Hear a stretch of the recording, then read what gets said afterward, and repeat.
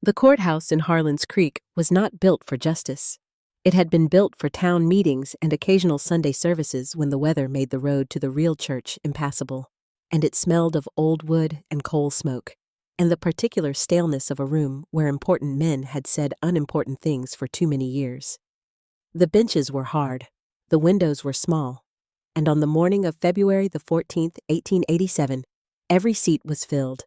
Winifred Alcott stood at the front of the room with her hands folded in front of her, and her eyes fixed on a point just above the heads of the crowd. She had learned to do that years ago in a different town, in a different room, when a different group of men had looked at her the way these men were looking at her now.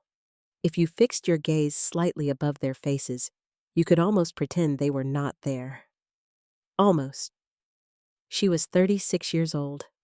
She was a large woman, broad through the shoulders and heavy through the hips, and she had long since stopped apologizing for the space she occupied in the world.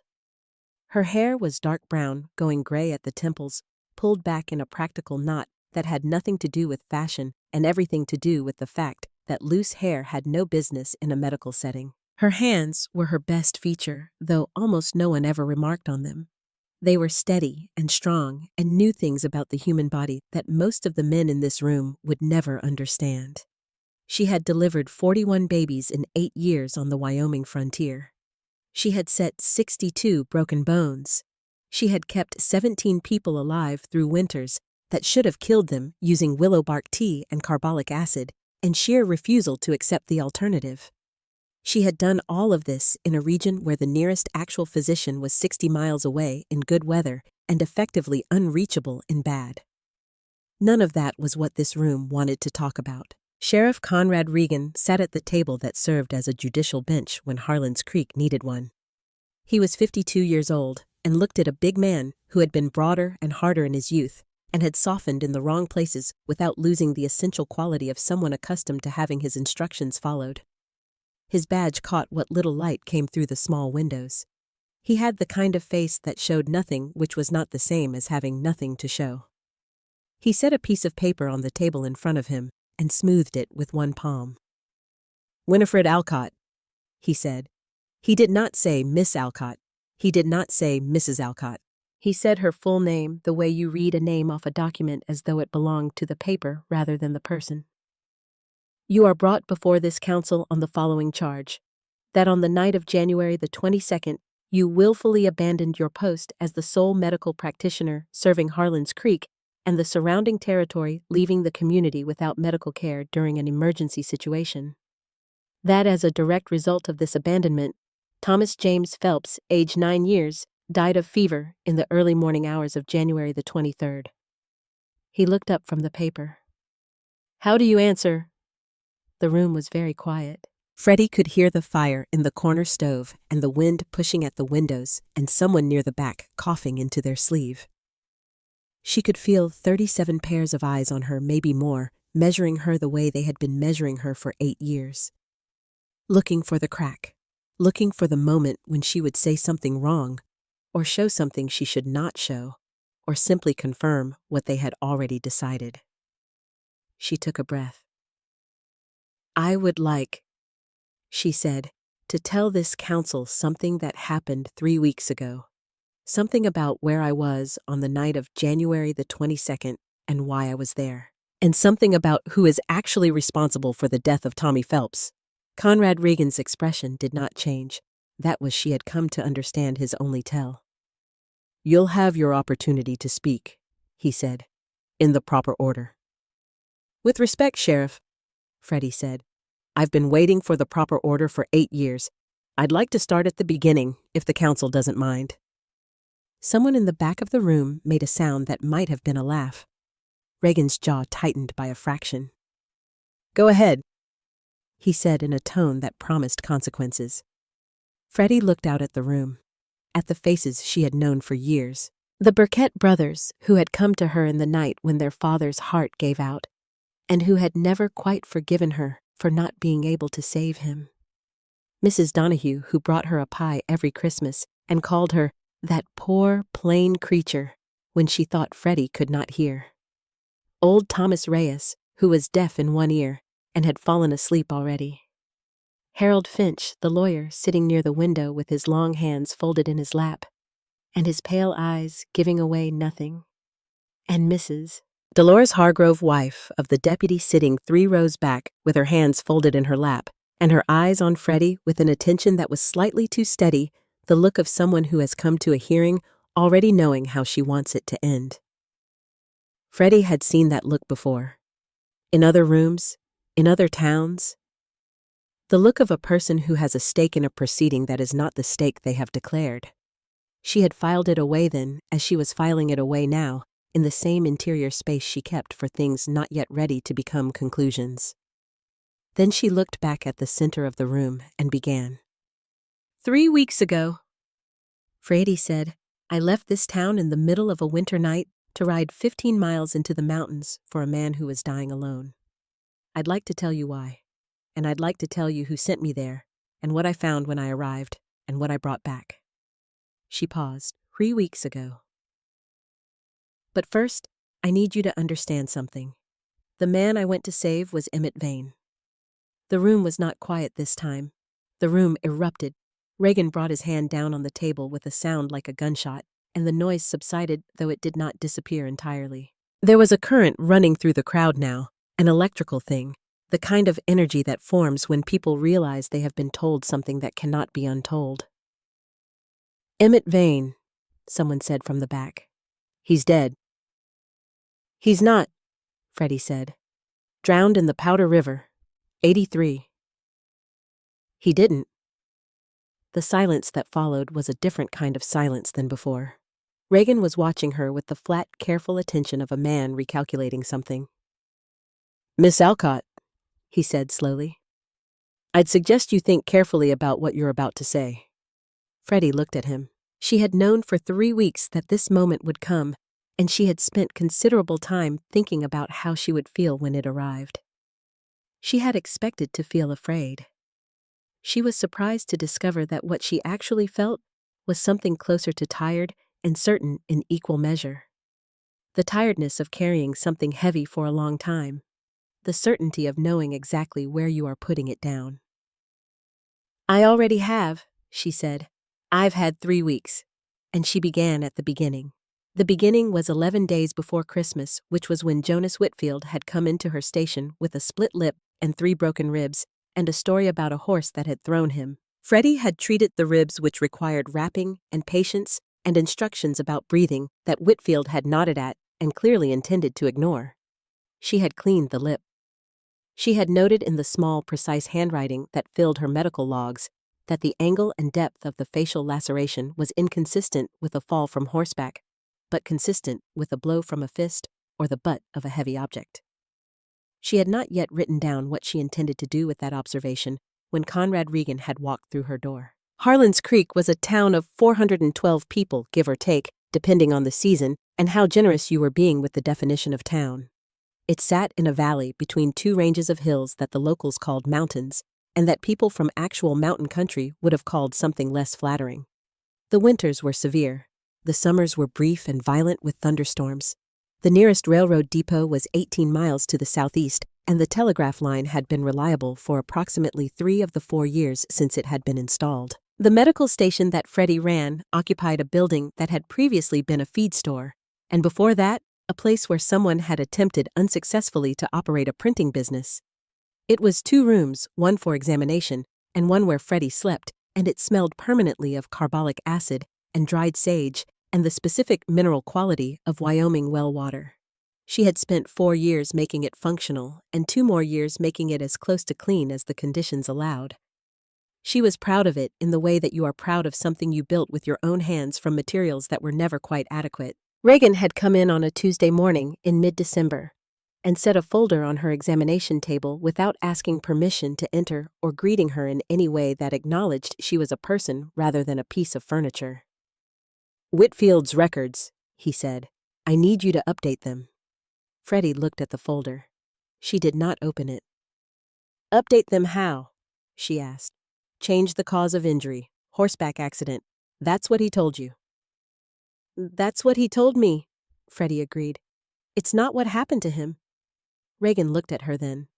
Not the look that men gave her because of her size, the reflexive assessment and dismissal that she had learned to move through like weather.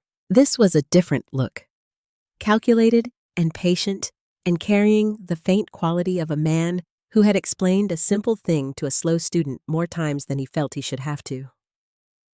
"He's a private citizen who had an accident on his own property," Reagan said. "His records are his business." "His records are medical documents," Freddie said. "If someone did that to him, there's a reason. And the reason may mean someone else ends up in my station with the same injuries or worse." "No one's going to end up in your station." "How do you know that?" He looked at her for another moment. Then he picked up the folder and tucked it under his arm, as though she had simply agreed. "I'll send someone with the corrected information," he said. He left without closing the door behind him. Freddie stood in the cold draft and watched the space where he had been. She had not signed anything. She told this part of the story to the council room in the flat, careful way she told difficult things without inflection that might suggest she was asking for sympathy, just the facts arranged in their proper order. She watched Reagan listening. His face gave nothing away, but she noticed that he had stopped smoothing the paper in front of him. His hands were very still. She told them about December and the folder, and the conversation that had lasted 4 minutes and changed the temperature of the coming weeks in ways she could not yet have articulated. She told them about the night before Christmas Eve, when she had found a note slipped under her door. The note had no signature. It said only, "Do not sign anything Reagan brings you. You will understand why." She had kept the note. She had slept badly for a week. She told them about January, about the cold that settled into the valley like something with intention, the kind of cold that was not a weather event, but a condition of existence that lasted from October to March, and that she had stopped being surprised by years ago. And then she told them about the night of January the 9th, which was when Silas Cade had knocked on her door. He had come at 9 in the evening, which was late for legitimate business and early for a crisis, and he stood in her doorway with snow in his beard and the expression of a man who had rehearsed what he was about to say and had decided at the last moment to abandon the rehearsal and simply speak plainly. "You're the nurse," he said. "I am. I need you to come with me." "Where?" "North. 15 miles, maybe a little more." She looked at him. She had seen him before she thought. A figure at the edge of the market or passing through on horseback. A man who existed at the periphery of the town without quite belonging to it. "Who needs me?" she asked. He said the name.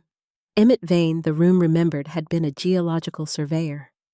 The kind of man that the mining companies paid to go into the hills and read the rock formations and come back with reports that determined where the real money was hiding underground. He had worked the Wyoming Territory for most of the 1870s and into the early 80s. He had been well regarded in the way that men are well regarded when they are useful and discreet and do not cause problems. He had been found absent from his boarding house in March of 1883. His horse had been found at the edge of the Powder River 3 days later. The official record said drowning. There had been a brief search and a brief report, and then the appropriate silence that settles over a community when one of its peripheral members departs without ceremony. That was what the room knew. What Freddie had known standing in her doorway with Silas Cade in the cold January night was that the name Emmett Vane had appeared in the note slipped under her door at Christmas. Not in the main text, in the margins so faint she had almost missed it. His name written in a different hand from the rest, as though added as an afterthought or an answer to a question not yet asked. She had not told anyone that part. She had kept it in the same interior space where she kept the medical log with the careful notes and the folder of observations she had not yet decided what to do with. "He's dead," she told Silas Cade. "He's not." She looked at him for a long moment, long enough to determine that he was not drunk, not confused, not the kind of person who knocks on doors at 9 at night with elaborate fictions, long enough to make a decision. She picked up her bag, and that was when, in the council room, 14 days later, Freddie paused and looked at Conrad. Reagan looked back at her, and the room understood that whatever came next was going to be the kind of thing that changed a town. "I'd like to tell the council," Freddie said, what I found when I got there. But first, I think they should understand why Emmett Vane needed to disappear in the first place. Because that reason is why Tommy Phelps is dead. And it's why I'm standing here this morning instead of someone else. She reached into the front pocket of her jacket and placed a piece of paper on the table. This is a copy, she said. The original is in Cheyenne. I'd like to start with what's written in the margin. The ride north took just under 6 hours. That is the kind of fact that looks simple on paper and is not simple in practice. 15 miles on horseback through January snow in the Wyoming Territory meant picking through drifts that could swallow a horse to the shoulder, in the low places fighting a wind that came down off the higher ground with the quality of something personal, and navigating by a combination of landmarks, instinct, and the faint trail that Silas Cade seemed to follow through some internal geography that he did not explain and that Freddie did not ask him to. She was not a complainer. This was not a virtue she had developed through effort. It was simply a thing that was true of her, the way her steadiness under pressure was true of her, and her preference for coffee without sugar was true of her. She had grown up in a family where resources were not wasted on things that could not be helped, and she had carried that accounting with her into adulthood without particularly thinking about it. She was cold. Her fingers in their gloves had gone from painful to numb sometime around the third hour, and she had shifted her grip on the reins to accommodate for what her fingers could no longer feel. Her thighs ached from the particular effort of riding through terrain that required constant small adjustments. Her back, which had developed an opinion about long rides sometime in her early 30s, was expressing that opinion with some force. She did not mention any of this. What she did was watch Silas Cade's back as he rode ahead of her and think about the things he had told her in the scattered fragments that comprised his version of conversation. He was not a man who strung sentences together if individual words would do, and so what she had learned about him had come in pieces that she assembled as they went. He was 45. He had trapped in these hills for 11 years since leaving a job in the mining industry that he had not elaborated on and that she had not pressed him about. He had known Emmett Vane for 30 years since they had both been young men in Missouri before the war and the West and all the various dispersions that followed. He was the only person in the territory who knew that Emmett had not drowned. He had his reasons for that silence, he said. She had noted the way he said it, the way a person sounds when they are choosing a careful word to stand in for a more complicated truth, and she had filed it away with the other things she was not yet ready to do something with. They came to the cabin a little before 3 in the morning. It was small as such places go, though well made. Someone had taken time with the chinking between the logs, and the roof was solid, and there was a covered area to the side that served as shelter for the horses. A thin line of smoke rose from the chimney, barely visible against the dark sky. The door was pulled to, but not latched, and it swung open when Silas pushed at it, releasing a rush of warm air and the smell that Freddie recognized before she was fully through the doorway. Blood dried, and recent both, and beneath it the sweetish, corrupt smell of infection that she associated with the cases she dreaded most, the ones where the body was fighting on multiple fronts at once and losing ground. She set her bag on the table by the door and went straight to the bed. Emmett Vane was not what she had expected, though she would have been hard-pressed to explain what she had expected. He was larger than she had anticipated, long in the frame, a man who had clearly done physical work his whole life, and whose body had been shaped by it in the way that a piece of furniture is shaped by the hand that made it. He had dark hair going gray and several days of beard, and the pallor of someone who had lost more blood than was safe. He was unconscious, or very nearly so. His breathing was shallow and too fast. She pulled back the blanket and looked at the wound. 3 gashes across the right hip and side, each 6 to 8 inches long, and deep enough to have required significant force to inflict. He had sutured them himself, which told her something about the man, as did the fact that he had used boot leather thread because it was what he had, and had done it in the right order, closing the deepest part of each wound first. The sutures were holding mostly. The infection had arrived anyway. She could see it in the color of the tissue around the wounds, the hot red giving way at the margins to a darker swelling with a grayish quality at the edges that she did not like at all. She pressed 2 fingers gently at the margin and watched the color change and watched it return and noted the time it took and noted the fine red lines beginning to trace outward along the paths that the blood traveled. She turned to Silas, who was standing behind her with the expression of someone trying very hard not to show that he was frightened. "I need water boiled. All of it you can manage and keep it coming. Every clean cloth in this cabin. And the fire needs to be as hot as you can make it without burning the place down. He has to stay warm." Silas moved without a word. She appreciated that about him. She opened her bag and began to organize what she had. Laying instruments out on the cloth she carried, for the purpose sorting the small brown bottles by their labels in the firelight. Carbolic acid, tincture of iodine, the willow bark dried and ready to steep, the curved needles 3 sizes. The thread. She was aware, as she always was in these moments of the silence around a person in serious danger. It had a texture to it, almost a sound like the silence before a storm, when the birds stop and the air holds its breath. She was aware of something else. She became conscious somewhere in the process of laying out her instruments that she was being watched. She turned. Emmett Vane's eyes were open.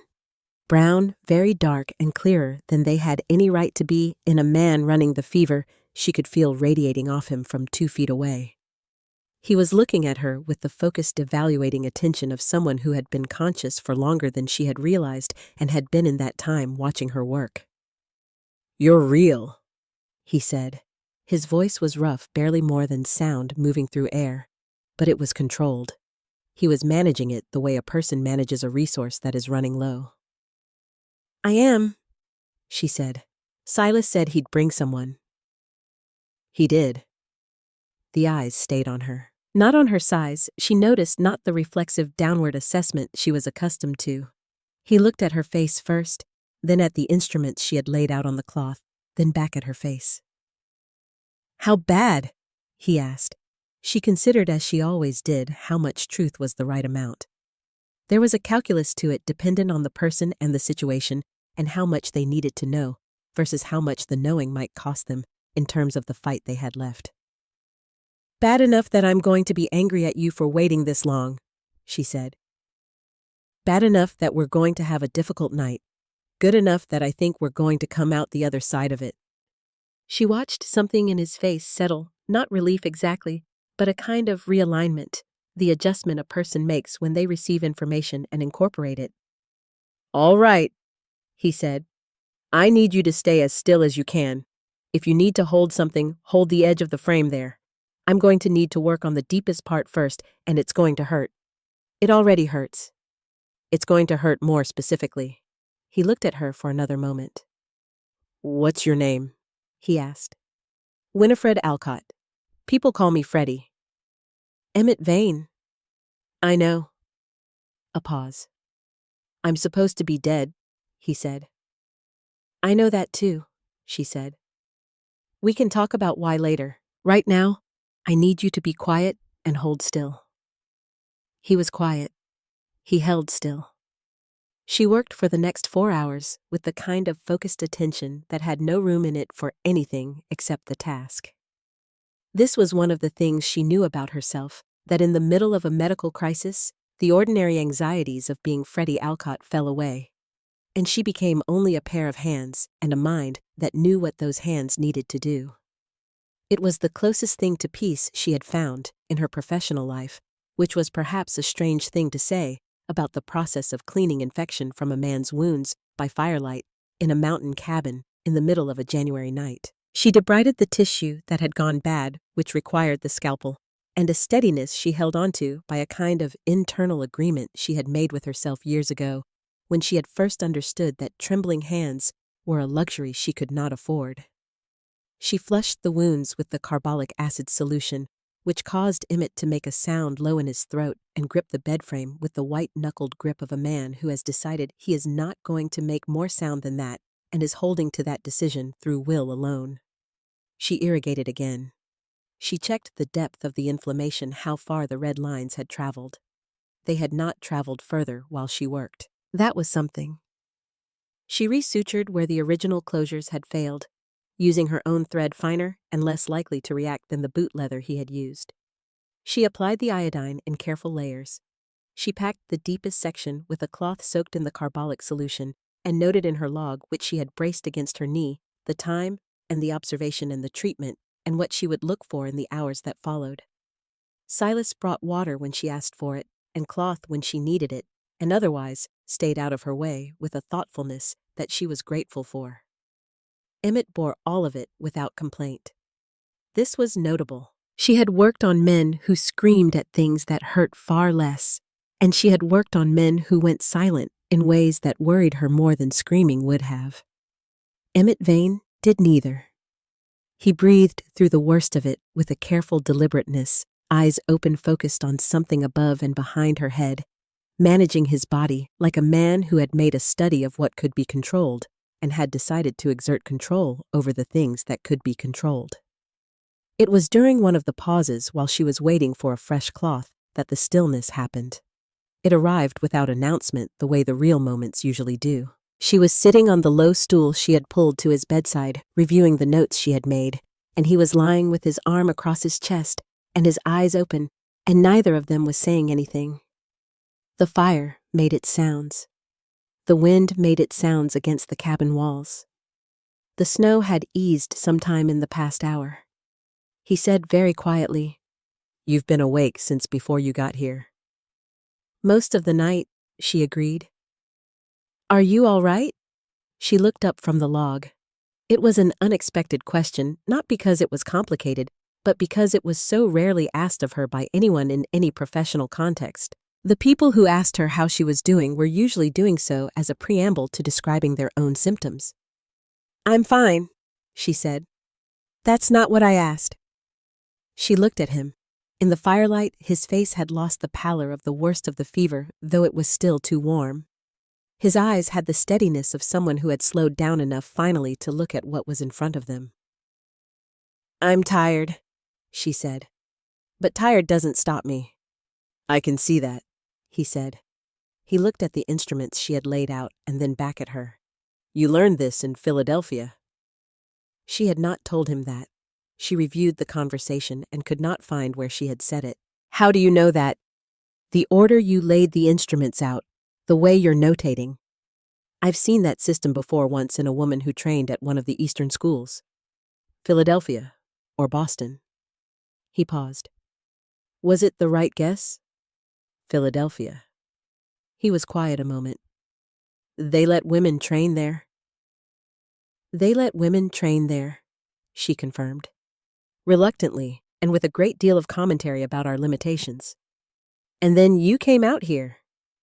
"There wasn't much call for me in Philadelphia." He looked at her steadily. "There wasn't much call for you in Philadelphia," he repeated in a tone that suggested he understood the specific weight of that sentence and found it insufficient to describe what she meant. "No," she said, "but out here."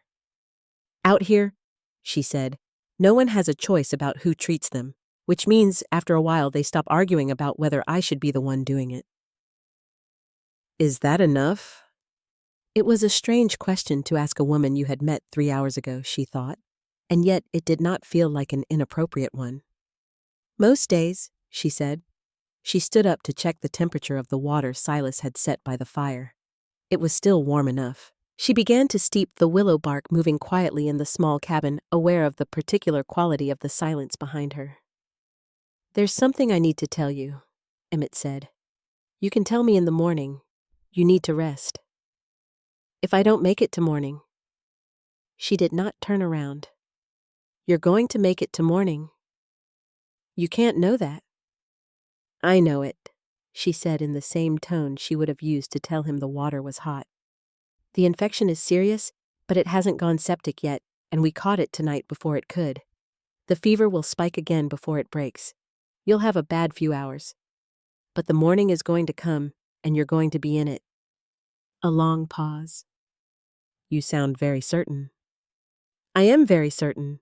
It's a professional judgment based on 8 years of experience. Now rest."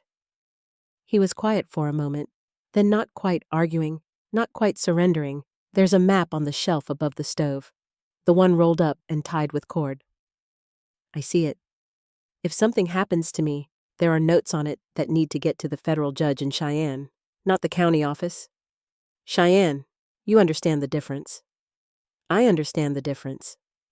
And there's a sealed envelope under the third floorboard from the left of the hearth. Same destination. Emmett? Yes. Nothing is happening to you tonight. She did not look at the map on the shelf.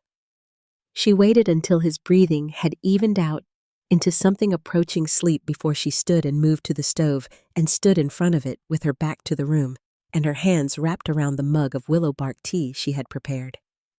She looked at the map. It was rolled and tied as he had said, old from the quality of the cord. Well handled, the edges worn in the particular way that comes from being unrolled and re-rolled many times over many years. She should not have touched it. She was aware of this. It was a matter of professional ethics and personal discipline and a fairly straightforward principle about respecting the possessions of a patient, especially a patient who had only been conscious long enough to tell her where the document was and what it meant. She untied the cord and unrolled it on the flat top of the stove, keeping it away from the heat, using the mug and a spare tin cup to hold the corners flat. It was a geological survey map, hand-drawn, covering a section of the territory she recognized as the area northeast of town, where the hills ran up against the first serious foothills of the mountains. The kind of map that told you what was under the ground rather than what was on top of it. There were lines and notations she did not have the technical knowledge to fully interpret and measurements in columns at the margins, and the kind of systematic notation she associated with careful professional work. In the lower right corner, in a small and precise hand that was clearly accustomed to recording technical information, was a note. She read it once. She read it again. She stood very still for a long time. Reagan Gold claim. Survey falsified. November 1882. Witness E.V. The fire popped. Outside, the wind shifted and the sound of it against the cabin changed pitch. She re-rolled the map with the same care she had unrolled it and retied the cord and put it back exactly as she had found it. Then she stood at the stove until the mug in her hands cooled. She thought about the folder that Reagan had set on her examination table in December. The request to change a record. The flat, careful look of a man accustomed to having his instructions followed. She thought about the note under her door at Christmas, the name written in the margin. She thought about a geological survey map with a notation that described the falsification of a land claim in this county in November of 1882, 4 months before Emmett Vane had drowned in the Powder River. She crossed to her bag and took out the small leather notebook she used for observations that were not quite ready to be medical records. She wrote the date and the time and a description of what she had read in the careful abbreviated notation that was her private language developed over 8 years for exactly this kind of situation. She put the notebook back. She went to her stool beside Emmett's bed and sat down and watched the color in his face and listened to his breathing and waited for the fever to do what fevers do. Around 4 a.m, it spiked, as she had known it would. He came half awake in the grip of it, his body rigid with the particular shaking of a high fever, and she put her hand on his forearm and said his name in the flat, steady tone that was more useful in these moments than comfort or reassurance. Just the sound of a voice that knew what was happening and was not frightened by it. He said a name that was not hers. Ada. He said it twice with the particular quality of a man trying to reach something he could no longer find. She did not ask who Ada was. She pressed the cool cloth to his forehead and said his name again, Emmett, and watched the crisis move through him and then begin to recede. When it had passed and he had fallen back into the deeper sleep on the other side, she sat for a long time in the quiet. There was a shelf on the wall across from the bed. Basic things, a tin of salt, a folded piece of oilcloth, a leather strap for working with rope, a few other objects of practical mountain living. And at the end, beside a stub of candle in a tin holder, a small framed photograph. A woman, young, probably mid-20s, seated in the formal way that photographs of that era required, but with something in the expression that resisted the formality. Dark-eyed and direct. The kind of face that seemed, even in the stillness of a photograph, to be on the verge of something. Freddie looked at the photograph for a long time. She looked at the man sleeping in the bed who had said the name Ada in the grip of a fever, in the voice of someone reaching for something already gone. She understood then something about why a man might choose to disappear into the mountains rather than return to a town.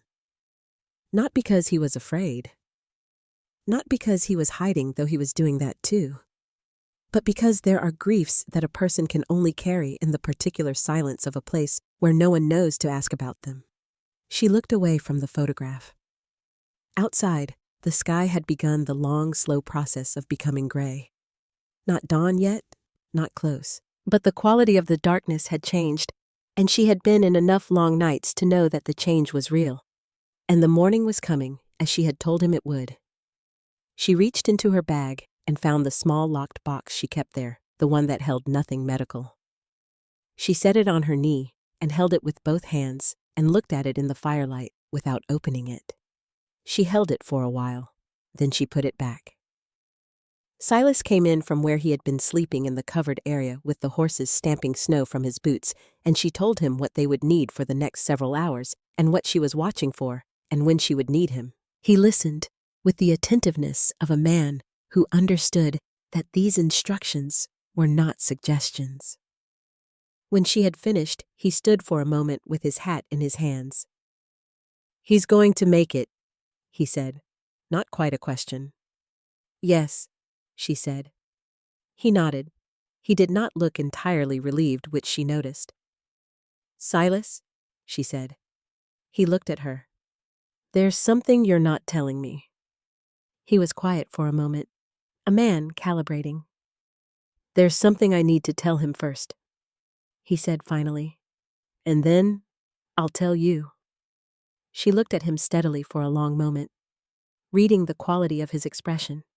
The thing she saw there was not evasion. It was the specific weight of a person who has been carrying a fact that belongs to someone else and has finally accepted that the carrying has to end. "All right," she said. He put his hat back on and went to see about feeding the horses. She turned back to the bed where Emmett Vane lay in the gray half-darkness, before the real morning breathing in and breathing out with the slow regularity of a man who had fought through the worst of the night and arrived at the other side of it. She had told him the morning would come. It was coming. She reached for her notebook and wrote the time and the temperature she estimated by touch, and the depth of the red lines which had not advanced in the past 2 hours, and the quality of his breathing which had steadied. Then she wrote in the margin beside the date 2 words. "Still here." She was not sure at that moment whether she meant him or herself. Perhaps both. The second day came in quietly. Not with any particular grace or promise, just the gradual lightening of a sky that had been dark for a long time, the way all Wyoming winters relented eventually, not because they chose to, but because even the cold had limits. Freddie had watched it happen from the stool beside Emmett's bed, and she had noted the time in her log when the quality of the light through the single window shifted from black to gray, to the pale emptiness that came just before actual dawn. She had not slept. This was not unusual for her. She had spent a significant portion of the past 8 years not sleeping, or sleeping in the compressed and efficient way that a person learns when they are the only medical resource available within 100 miles, and the emergencies do not schedule themselves around her preferred hours. She had learned to function in the space beyond tiredness, to find the place where the body stops protesting and simply continues drawing on reserves that she had stopped questioning the existence of years ago. What was unusual was how the wakefulness felt. Normally, when she sat through a long night with a patient, she was present to the patient in the way that a sentry is present to the perimeter, watching for the specific things that would require action, measuring and noting and responding. The rest of her mind was, if not quiet, at least occupied elsewhere in some middle distance where it did not trouble her. Tonight, the middle distance was full. She thought about the map on the shelf. She thought about the notation in the lower right corner in Emmett's careful hand, Reagan Gold claim survey falsified, and the date November 1882, and the initials that followed EV, which were not just a signature, but a declaration that a specific person had been present and had seen and had recorded what they saw. She thought about Conrad Regan standing in her examination room in December with his folder and his flat, careful eyes, and the particular quality of a man who does not ask for things because he does not have to. She thought about what it meant when those two things were the same story. She was not a detective. She had never wanted to be one, had no particular appetite for investigation or confrontation, or the kind of civic drama that tended to consume small Western towns in place of more productive activity. What she wanted, in the straightforward terms she had long since stopped apologizing for, was to do her work well, and to be allowed to do it, and to sleep occasionally without interruption. These were not ambitious wants. They had proven in 8 years on the frontier to be surprisingly difficult to satisfy.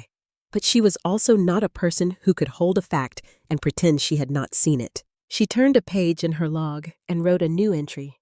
Not a medical observation, but a sequence of events, as she understood them, laid out in the same spare notation she used for clinical notes. The falsified survey. The date 4 months before Emmett's disappearance.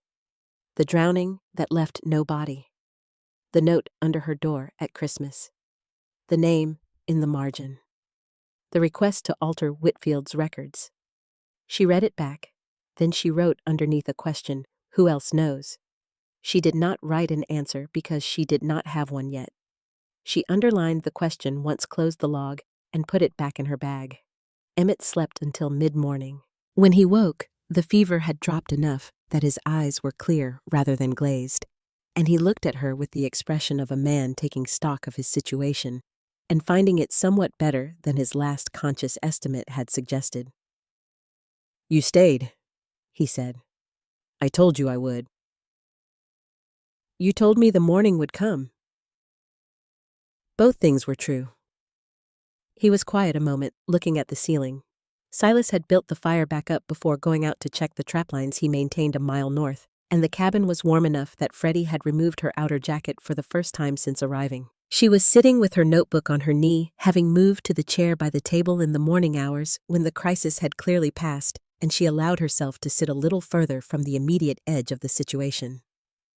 "How long was I out?" he asked. "You've been conscious in pieces," she said. "The worst was around 4 this morning. You've slept solidly since about 6. He moved to sit up and stopped immediately. "Don't," she said. "Not yet. You can sit up a little with support, but you're going to feel the extent of that injury the moment you ask anything of those muscles, and I'd rather you didn't tear the sutures I spent an hour placing." He settled back with the careful deliberateness of a man translating his body's protests into information. "The wounds are clean now," she continued. "The infection is still present, but it's not advancing, which is the most important thing right now. The fever broke in the early morning hours. You lost a significant amount of blood before I arrived, and your body needs time and food and rest in that order to begin addressing that. The rest will take one thing at a time." He listened to all of this with attention. "You sound like you've given that speech before," he said. "Versions of it. Most people want to know 3 things. How bad is it, what happens next, and will it hurt? I found it's more efficient to address all 3 before they ask. Does it still hurt? Yes, that's also normal. I can give you something for the worst of it, but I'm conservative with the stronger preparations because they have their own costs. The willow bark tea will help and won't cost you anything." He looked at her again with that considering attention she was beginning to recognize as characteristic. "You went to school for this," he said. "I did. And then someone sent you out here to do it in a cabin with a kerosene lamp and supplies for one." "No one sent me. I came." "Why?" She reached for the mug she had set by the fire. It was a simple question, and she had a simple answer for it. The answer she had given many times over 8 years to the many people who had asked some version of it. She had been unwanted in Philadelphia, which was true.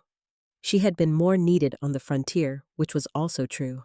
There was the matter of the circumstances that had precipitated the move, which she did not discuss in any detail with anyone, and there was the simpler layer of truth underneath all of that, which was that she had come because someone had to. She said the simpler version. Because there was no one else. He accepted that, not as an incomplete answer, but as a complete one that happened to contain more than it said on its surface. She brought him the tea and helped him sit up enough to drink it, supporting his back with the rolled blanket that served the purpose.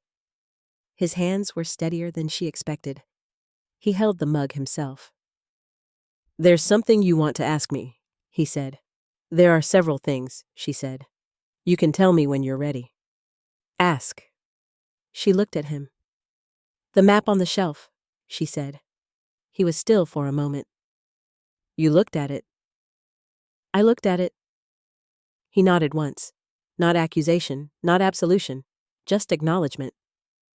"Tell me what you read," he said. She told him. She quoted the notation from memory which had lodged in her mind, the way significant things did, with a clarity that did not require effort to maintain. He was quiet when she finished. "I was hired to survey that section in the summer of '82, he said. "I ran the measurements for 6 weeks. What I found was that the valuable seam runs under land that belongs to 3 homestead families, legally registered, built on, worked for years." He took another sip of the tea. His voice had the quality of someone who has said a thing in his head many times and is now saying it out loud for the first time, which is a different kind of saying.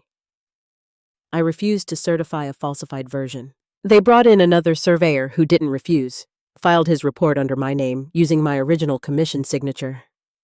He paused.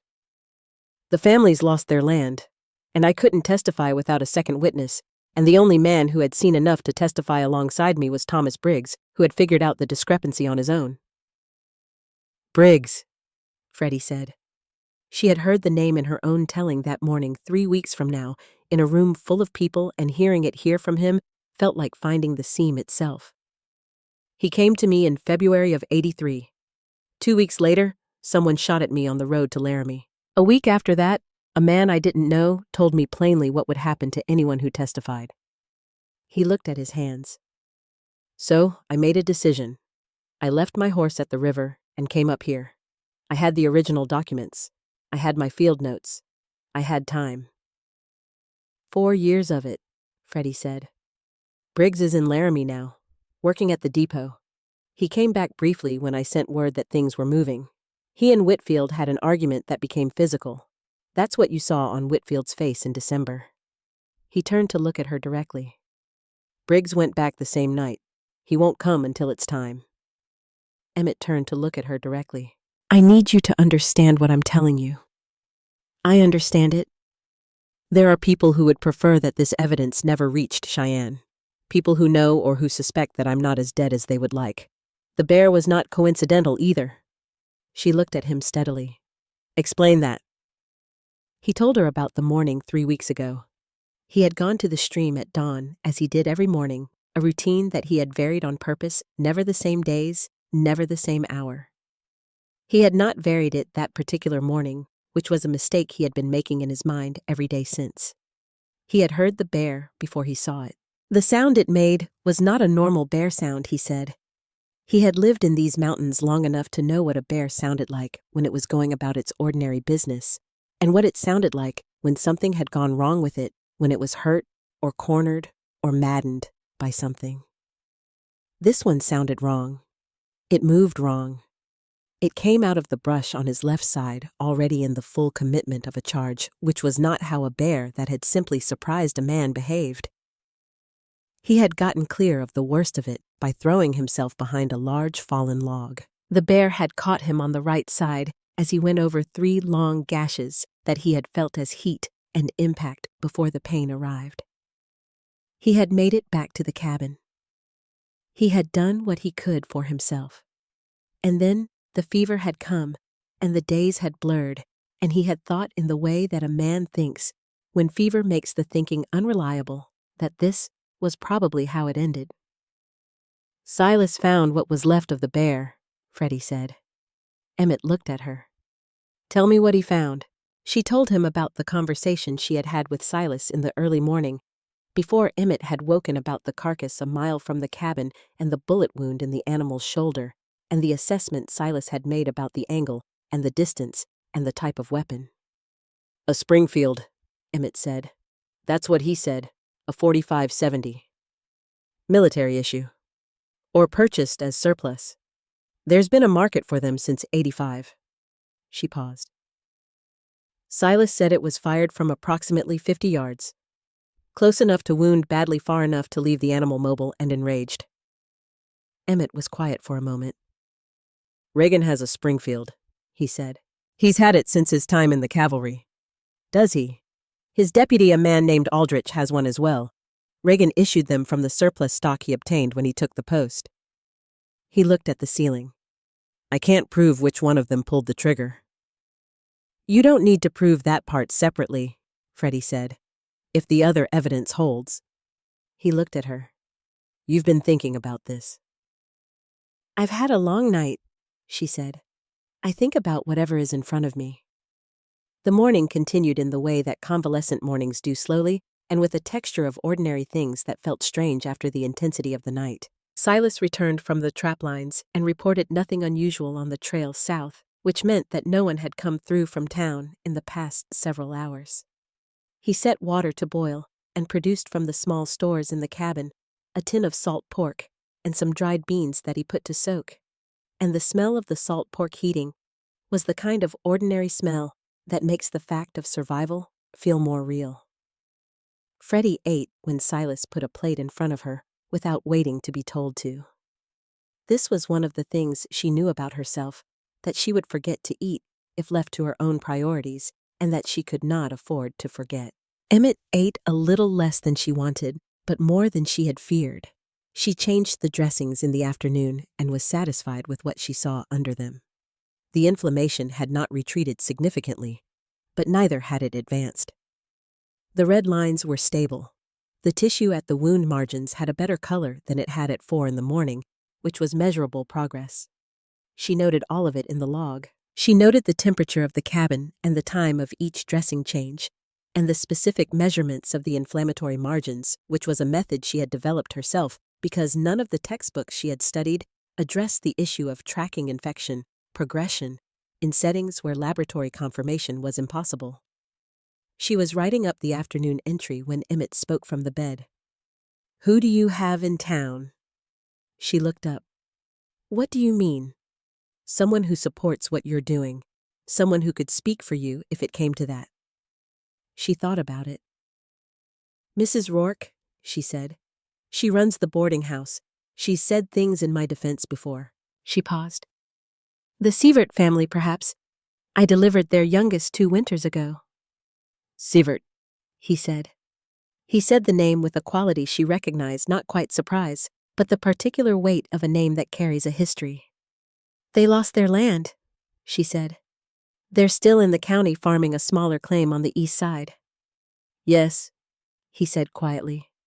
They are. The fire shifted and settled. The light in the window was heading toward the flat gray of a winter afternoon. There's a lawyer, Freddie said. Harold Finch. He has an office on the main street. He represents Whitfield Mining Company, or has in the past. Emmett said nothing. I mention him, she continued carefully, because he was in the station in November. He came in with a minor complaint, a hand that had caught on something needed cleaning, and a bandage. While I was working, he said something that I didn't understand at the time. She paused. He said, do not let anyone tell you what belongs in your records and what doesn't. He said it as though he were making conversation. And then he left, and I thought about it for a week and couldn't determine what to do with it. Emmett was looking at the ceiling. Harold Finch, he said. You know him. I knew him. We worked in the same territory in the early 70s before he took the legal commission. He was quiet. He knew about the survey. He was one of the people who knew. Is he dangerous? Emmett considered. I used to think Harold Finch was a simple man, he said finally. I've had 4 years up here to revise that. What I think now is that he's a man who made a calculation a long time ago and has been living inside that calculation ever since, waiting to see if the variables change. And if they do, then the calculation changes too. He turned his head to look at her. He told you not to let anyone alter your records. Yes. That's not a neutral observation. She looked at him. No, she said. It isn't. That night, the fever came back. She had expected it. This was the pattern with serious infections, not a clean recovery, but a series of waves, the body finding its footing and then losing it again. Each successive crisis slightly less severe than the last, if the treatment was working and the person was strong enough. She had told Emmett that morning that he had a difficult night ahead, and he had received this information with the same calm attention he gave everything she told him, and she had respected him more for not pretending that calm was the same as not being afraid. It came on around 10 in the evening. She saw the signs in the restlessness, first the way he shifted on the bed, and then went very still, in the way that sometimes preceded the spike, the body consolidating itself before the temperature climbed. She moved her stool close and checked the fever by touch and by the specific quality of his breathing, and began the process of managing it. The cool cloths, the careful encouragement to drink the low, consistent presence that she had learned was often what the body needed most, not treatment so much as accompaniment. He came in and out of clarity for the next 3 hours. There were periods when he was fully present, and periods when he was somewhere else talking to people she could not see about things she could not follow.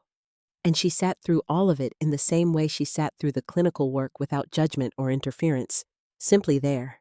He said Ada's name twice, both times with the same quality she had heard the night before, reaching for something already gone.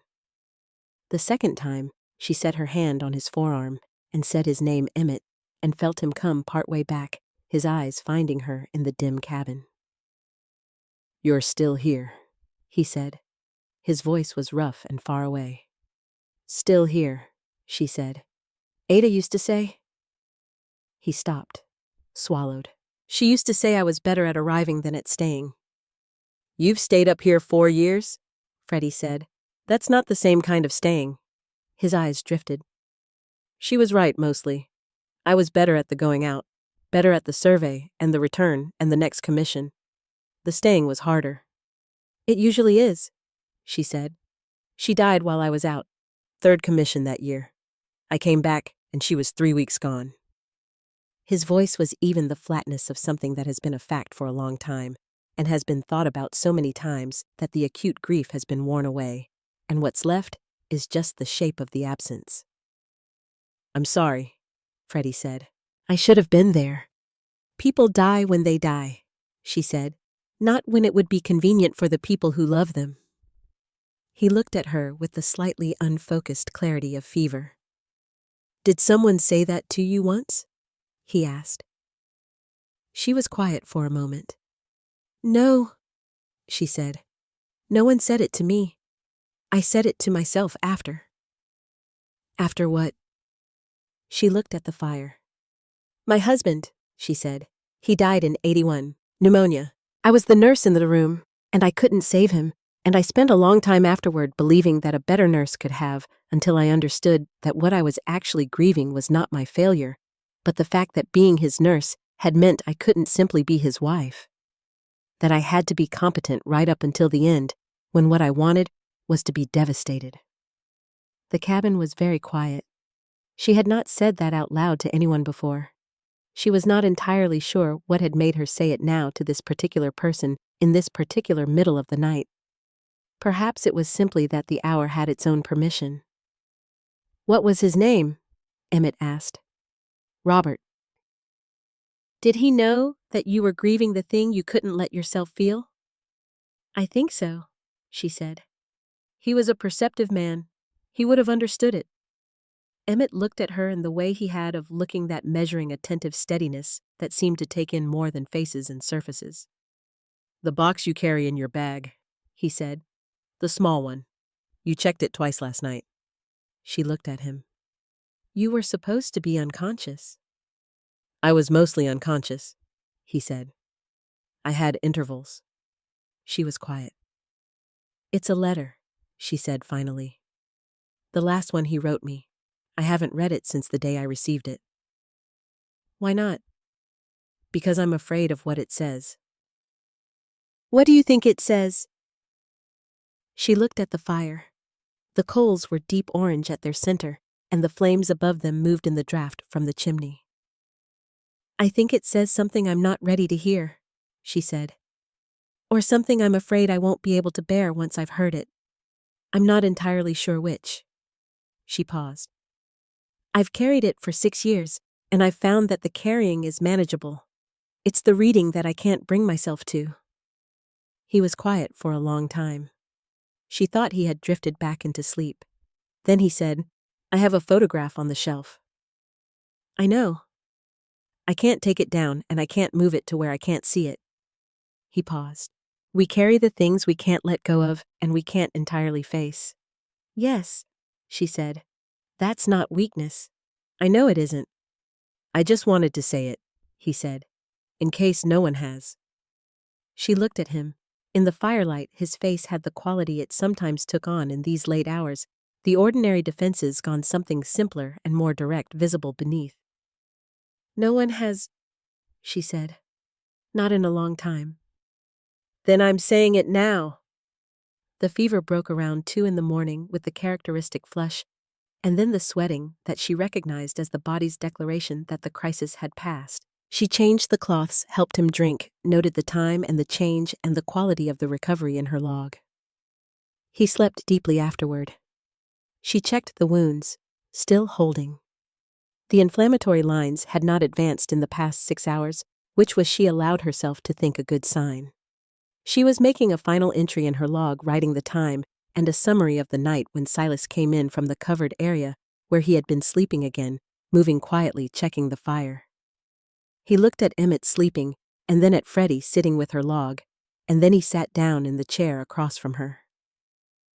He told you about the survey? Silas said. Not a question. He did. And the bear. Yes. He put his hands on his knees. He looked at them for a moment. There's something I need to tell him, he said, and I told you I'd tell you after. She set the log down and gave him her full attention. He sat down across from her and put his hands on his knees. He looked at them for a moment. Then he told her. 6 months ago, Reagan had come to him. Not at his usual place in town, but on the trail, which meant Reagan had been watching his movements and had known where to find him. He had an offer which was also a threat expressed politely. A sum of money in exchange for information about Emmett's patterns. Where he went, what routes he used. Silas had refused. He said this flatly, with the same flatness he used for everything, and she believed it because it did not have the quality of a lie or a performance. But then, he said Reagan had come back. And the second time, the thing expressed as an offer had a different quality to it, and the thing expressed as a threat had been more specific. He had told them one thing, one morning, one route, one approximate time. He had told himself it was so they could intercept Emmett, confront him, whatever the business was between them. He had told himself this with enough persistence that for a period of days he had almost believed it. And then Emmett had come back to the cabin, torn open and burning with fever, and Silas had understood what he had done. He had spent the 3 weeks since making the one decision that was available to him, which was to bring someone who could save Emmett's life, and to stay, and to be present for whatever came next, including the moment when he had to look at a man he had known for 30 years and say the thing that could not be unsaid. When he finished, Freddie sat for a moment. You'll tell him today, she said. Yes. He may need some time before he can respond. I know. And I won't be in the room when you do. She looked at him steadily. This is between the two of you. Whatever comes of it? Silas nodded. You understand, she said carefully, that what you did and what you chose to do afterward are both part of the same accounting. What a person does with the wrong thing they've done matters. He looked at her. Something in his face was very tired and very present at the same time. I know that too, he said. I just don't know yet if it's enough. That, she said, is his to decide, not yours. She stood and gathered the damp cloths from the night's work and took them to the basin by the fire. She could hear Emmett's even breathing from the bed. Outside, the wind was low, and the pale gray that preceded the Wyoming dawn was beginning at the edges of the window. By the 3rd day, the cabin had settled into a rhythm that none of them had planned for, but all of them had in their separate ways accommodated. Freddie moved through the days in the organized, unhurried manner, that had characterized her work for as long as she had been doing it. Morning checks, dressing changes, temperature assessments, careful notation in her log. Meals at regular intervals because she had learned that patients recovered faster when their bodies received consistent fuel, and because she had learned more slowly that she recovered faster too. The afternoon light through the single window was different from the morning light, and she had begun to know which tasks she preferred to do in each. A small, unconscious mapping of time and space that told her something about how long she had been here. The infection was retreating. Not dramatically, not with the sudden visible improvement that made for good storytelling, but in the patient incremental way that real healing works, which is unglamorous and requires attention to small changes. The inflammatory margins were narrowing. The tissue color had improved from the angry red of the first night to a healthier pink. The fever had not returned after the second night's crisis, which was the most significant indicator. The wounds themselves were closing in the way good suture work was supposed to encourage from the inside out, and when she checked them, she found nothing that concerned her. She told Emmett this during the morning check on the third day. She told it to him factually because that was how she told things, and she watched him receive it with the same care he brought to everything she said, processing it properly, rather than rushing to reaction. "Another week?" he asked. "Before you can travel, yes. You'll be able to move around the cabin before that a little carefully. No riding for at least 10 days and no heavy work for 3 weeks after that." He nodded. "The documents," he said. "They're safe. When Reagan figures out where you are, we'll address that when it happens." He looked at her. "You're not worried." "I didn't say that." She secured the last of the dressing and sat back. "I said we'll address it when it happens. Those are different things." He was quiet a moment. Then, "Silas told me this morning." She looked at him. "I know," she said. "I sent him to you." "Yes." He looked at the window. The sky outside was a hard, clear blue, the kind that came after several days of cloud, and that felt in Wyoming, winter, almost aggressive in its brightness. 30 years, he said. "I've known him 30 years. She waited. "He thought they were going to confront me," Emmett said. "Bring me in for questioning, whatever the official version was going to be." "He told me that." "He was wrong about what they were going to do." He paused. "But he was wrong because he chose to believe something that was more comfortable than the alternative. That's a different kind of wrong from not caring." "Yes," she said. "I can't tell you I'm not angry. I wouldn't believe you if you did." He looked at her. "But he brought you here. He stayed. He told me the truth when he didn't have to, when he could have let me go on not knowing, and it would have been more comfortable for him." He was quiet. 30 years is a long time. I know what he is and what he isn't. What he is mostly is a man who made a bad decision when he was afraid and has been trying to make it right ever since. "What did you say to him?" "Not much. Not yet." He looked at his hands. "I told him I knew why he did it, that I understood the fear that makes a person make a calculation like that, and that I needed some time before I knew what else to say." "That's honest." "It's what I have," he said simply. She began to pack her instruments back into the bag, the familiar organization of it, each thing in its proper place. The arrangement she could execute in the dark, because she had done it enough times. "You asked me yesterday," she said, "why I came out here. I gave you the short answer." He looked at her. "My husband died in 81, she said. "That much I told you. What I didn't tell you was the rest of it." She set the bag aside. "The pneumonia came on fast the way it does. He was sick for 9 days. I was treating him, which was necessary because there was no one else available who could, and I was doing everything correctly, everything the training said to do. But there was a medication that would have given him a better chance.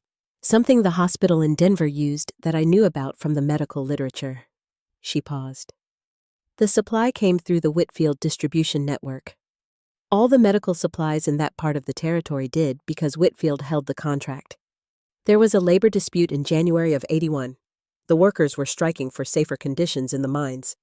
Whitfield responded by cutting all non-essential supply routes through his network, including the medical supplies, as a pressure tactic against the communities that housed the striking workers. She looked at the fire. Robert died on January 14th. The medication he needed had been sitting in a Whitfield warehouse 40 miles away for 11 days. It arrived on January 17th. She paused. I found out about the warehouse a month later. I found out about the labor dispute and the supply stoppage, and the calculation that Whitfield had made about which pressures would bring the workers back first. Emmett was very still. I came out here 3 months after that, she said. I told myself it was because there was no one else and people needed help. That was true. But it was also because I needed to be somewhere that the thing I did, which was keep people alive, had a direct and uncomplicated connection to the people I was keeping alive. No institutions, no supply contracts, no men in offices making calculations about who was essential and who wasn't. She paused. And because I needed to be somewhere that the grief had room. And did it? He asked. Have room? She considered this genuinely.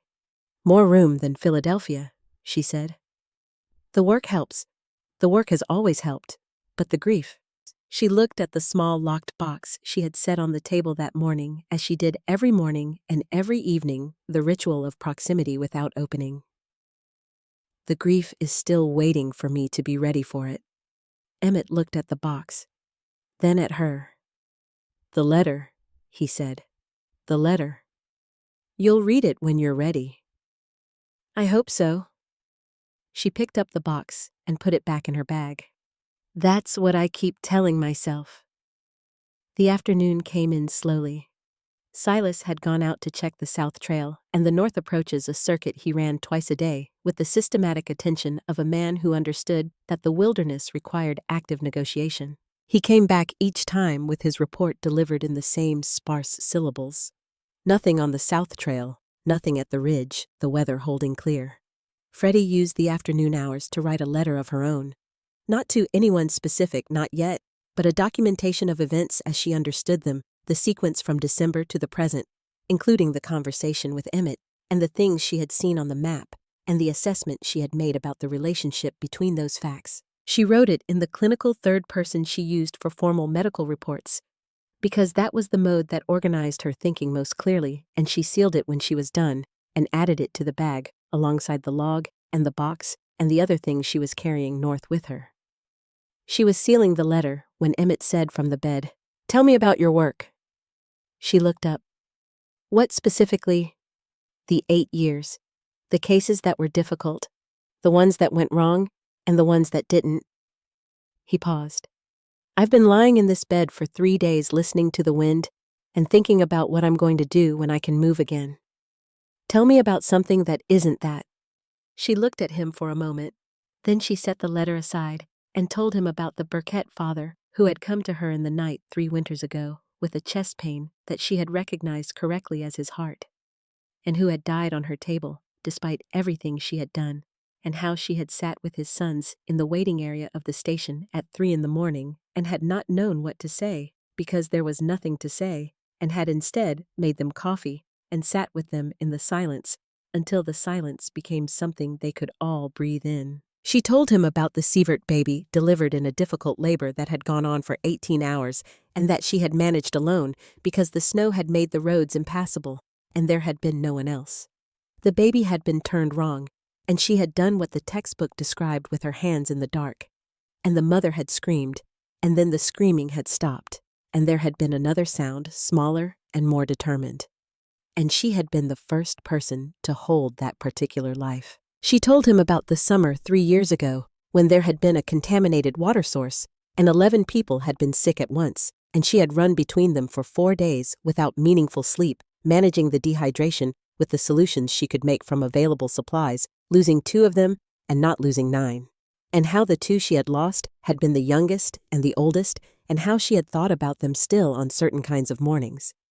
He listened to all of it without interrupting, which was the response she had not known she wanted until she received it. "You're good at it," he said when she had stopped. "Yes," she said. She said it without qualification because false modesty was a habit she had never seen the use of. And no one here has properly told you that. People thank me after the fact when things go well. That's not the same as telling someone they're good at what they do. No, she agreed. It isn't. He looked at her steadily. The afternoon light came through the window at an angle that caught the gray at his temples and the lines around his eyes that were the marks of a man who had spent many years looking at the outdoors.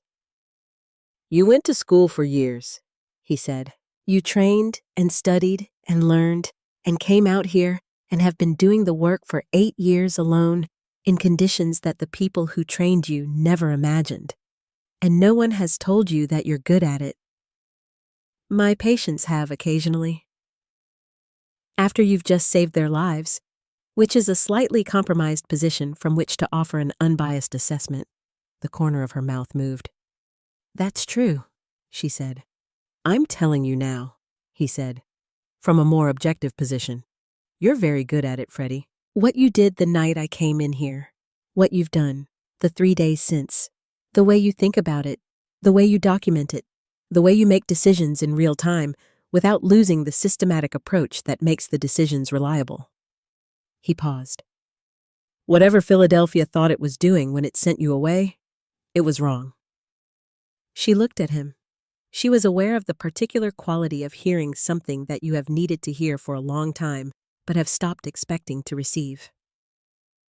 Thank you, she said. I mean it. I know you do, she said. That's why I'm saying thank you rather than arguing with you. He almost smiled. It was not quite a smile, but it was the direction of one. She stood up and went to check the water temperature on the stove and the ordinary activity of it. The practical necessity of keeping the water warm for the next dressing change was the thing that let her absorb the conversation without having to do anything more with it immediately. She was at the stove when Silas came back from the southern trail. She heard the particular rhythm of his boots and knew before he said anything that his report was not the same as the previous ones. He came in and closed the door and looked at Freddie and then at Emmett. 2 riders, he said. South Trail. Moving slow, but they're coming this way. Not trappers, not travelers. He paused. Reagan's deputy, Aldrich, and a man I don't recognize. The cabin went very quiet. Freddie looked at Emmett. He was already looking at her, and his expression had the quality she was beginning to recognize as his version of the particular alertness that comes when a person who has been waiting for something understands that the waiting is over. How long? She said to Silas. 2 hours. Maybe 3 if they're not sure of the trail. She looked around the cabin. She thought about the map on the shelf and the envelope under the floor, and the letter she had just sealed, and the log with its careful documentation, and the 6 years of work that had brought her to this particular room at this particular moment. She went to the shelf and took down the map. She went to the 3rd floorboard from the left of the hearth and lifted it and took out the sealed envelope. She put both of them in her bag alongside the log and the letter and the locked box, and she fastened the bag and set it by the door. Then she turned back to the room. Emmett, she said, you need to sit up. Not stand, not yet. But when they come in, you need to be sitting upright, and you need to look like a man who is recovering, not dying. Can you do that? He was already pushing himself carefully upright, managing the pain with the controlled deliberateness she had come to expect from him. Yes, he said. Good. She looked at Silas. You found me in town and brought me here to treat a medical emergency. That is the truth. Everything that is the truth you can say. What you don't say is anything about the documents or the map or anything Emmett told me about the survey. And you? Silas asked. She picked up her medical bag, settled it on her shoulder, looked at both of them. I'm the nurse, she said. I go where I'm needed, and I don't leave my patients. Outside, the clear Wyoming sky was beginning to take on the flat gold of late afternoon. Somewhere on the South Trail, 2 riders were making their way north through the snow. Inside the cabin, Emmett Vane sat upright in his bed with the careful steadiness of a man who had made it through the worst of the night and was not under any circumstances going to pretend otherwise. And Winifred Alcott stood by the door with her bag on her shoulder and waited for what was coming with the same composure she brought to everything that arrived uninvited and required her to be present for it. Which was, in the end, most things. The riders came at dusk. Freddie heard them before she saw them, the crunch of hooves through crusted snow carrying in the cold air with the clarity that winter silence allows sounds traveling farther and arriving cleaner than they have any right to. She was standing at the window when the two shapes emerged from the tree line at the edge of the clearing, and she watched them come without moving, the way you watch weather approach from a distance when you have already done everything you can to prepare for it. Deputy Aldrich she recognized from town. He was a young man, not yet 30, with the kind of face that had not yet decided what it was going to become. He wore his badge with the self-conscious awareness of someone still getting used to the weight of it.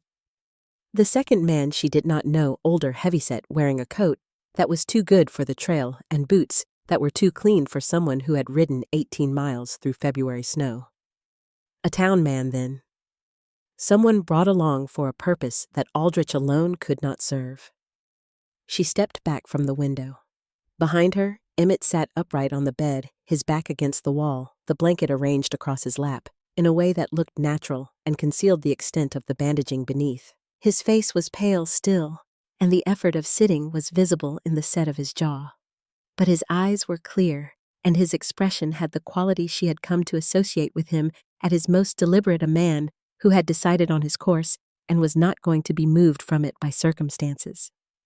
Silas stood near the stove with his arms at his sides. He had the particular stillness of someone who has made a decision about how they are going to behave and is simply waiting for the situation to require it. Freddie moved to the center of the room. The knock, when it came, had the weight of official business behind it, the specific cadence of someone who expects the door to open and will open it themselves if it does not. She crossed to it and lifted the latch before the second knock arrived. Aldrich stood in the doorway with the cold coming off him in waves. Behind him, the other man, closer now, had a face she could read more clearly. Something lawyerly about him, not Finch, someone she did not know, with the careful, neutral expression of a man paid to observe and report. "Miss Alcott," Aldrich said. "Deputy? Sheriff Regan sent us. Town's been concerned about your whereabouts." He looked past her into the cabin, taking in the scene with the trained scan of someone practicing what he had been taught. "They're a patient here." "There is," she said. She did not move from the doorway. "We're going to need to come inside." "You're welcome to come inside," she said. "I'll ask you to keep your voices low and to understand that what you're walking into is a medical situation, not whatever else you may have been told it is." She stepped aside. They came in. The unknown man looked at Emmett immediately with the specific quality of someone confirming a fact they had been sent to confirm. Aldrich looked around the cabin in the systematic way of his training, noting the medical instruments on the table, the supplies, the arrangement of the space. His eyes went to Emmett and stayed there. "Emmett Vane," he said. His voice had changed quality, the practiced authorities suddenly encountering something his practice had not prepared him for. "You're supposed to be dead."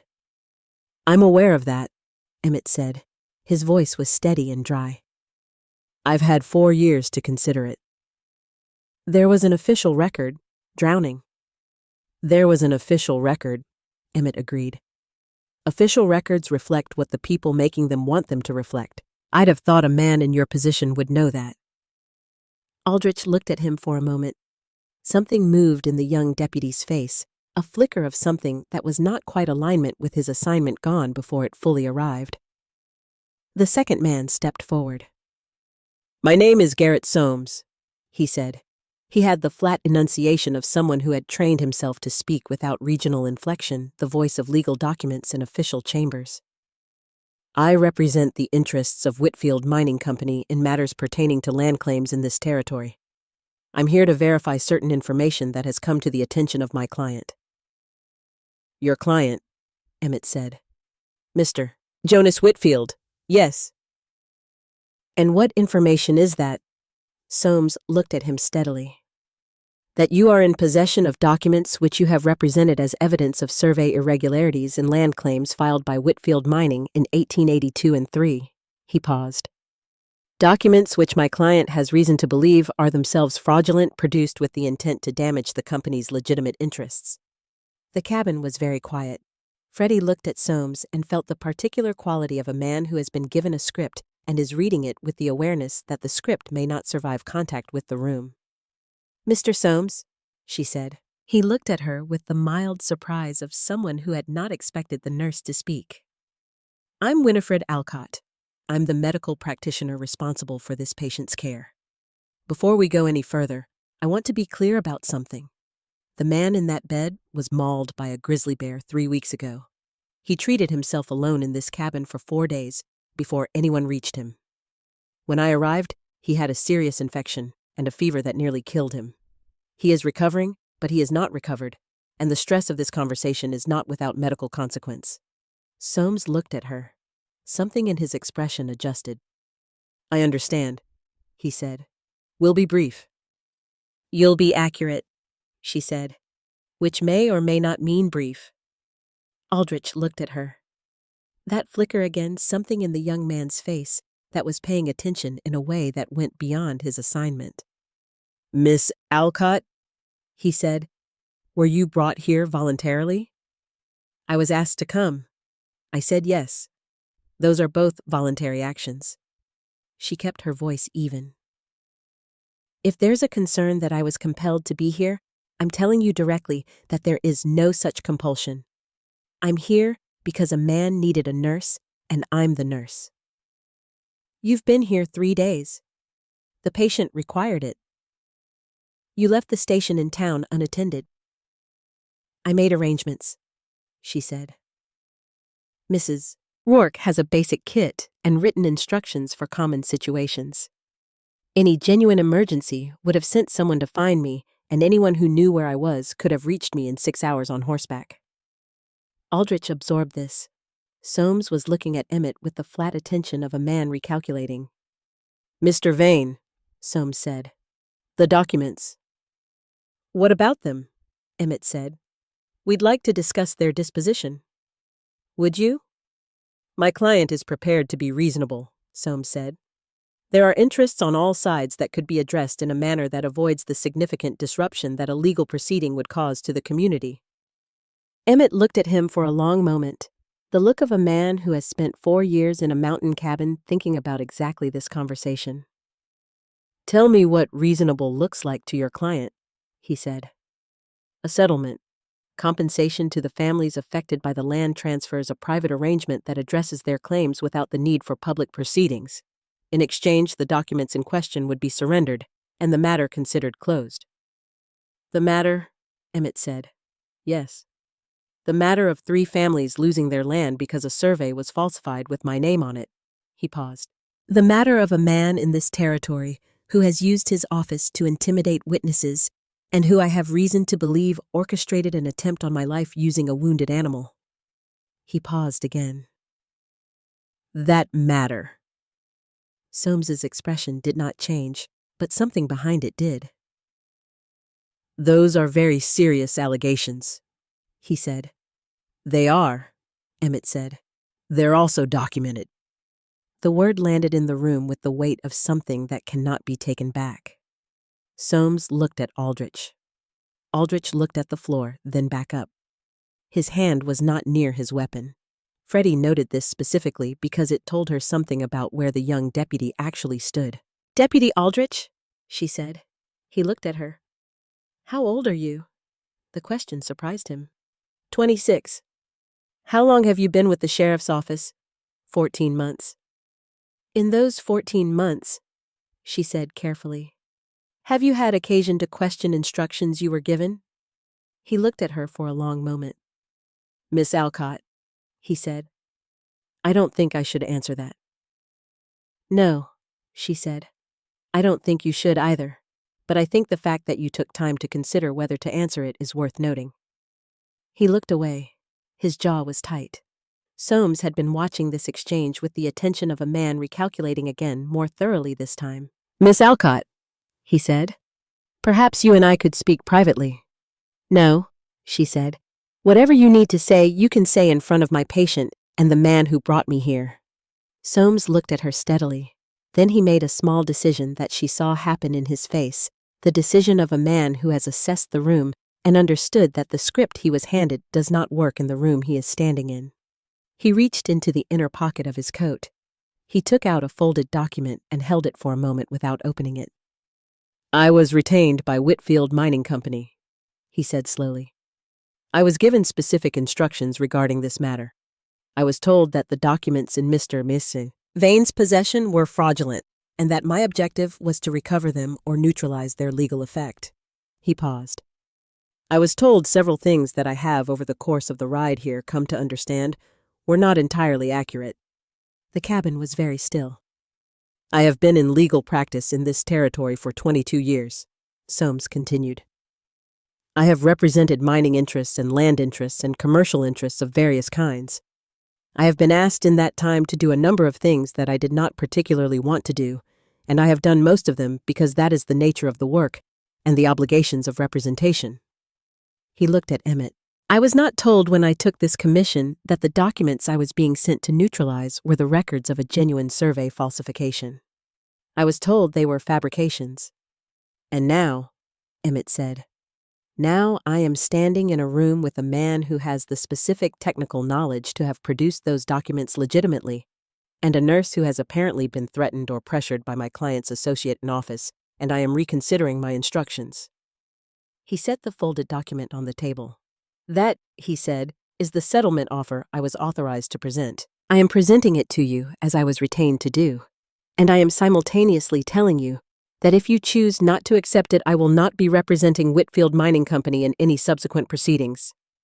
Freddie looked at the document on the table. She did not touch it. "Mr. Soames," she said, "there are 3 families in this county who lost their land because of a falsified survey. One of them is still here farming a smaller piece of ground on the east side of town. The Sievert family. Are they included in this settlement offer?" Soames looked at the document.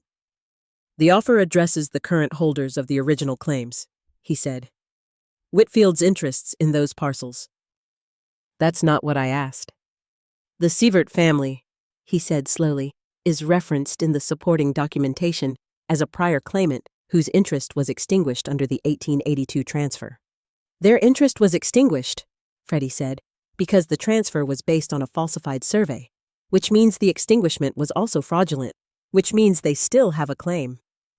Soames looked at her with the expression of a man who has just watched a hand of cards played that he had not anticipated. "You're not a lawyer," he said. "No, but I can read a legal document and I can follow a logical sequence." She looked at him steadily. "Is the Sievert family's claim addressed in that offer?" He was quiet for a moment. "It should be," he said. "Yes," she said. "It should be." Aldrich had not spoken in several minutes. He was standing near the door with his arms at his sides, and his expression had settled into something that was no longer the official face he had brought in with him. He was looking at Emmett. "Mr. Vane," he said. "The bear." Emmett looked at him. "Silas found the carcass," Aldrich said. "I know about that." "I know because Reagan sent me to check the area 2 days after the attack, and I found the carcass, and I found the wound, and I filed a report that said it was consistent with the animal having been injured prior to the attack." He paused. "My report was not included in the official record." The room was very quiet. "I wrote it," Aldrich said. "I submitted it through the proper channel.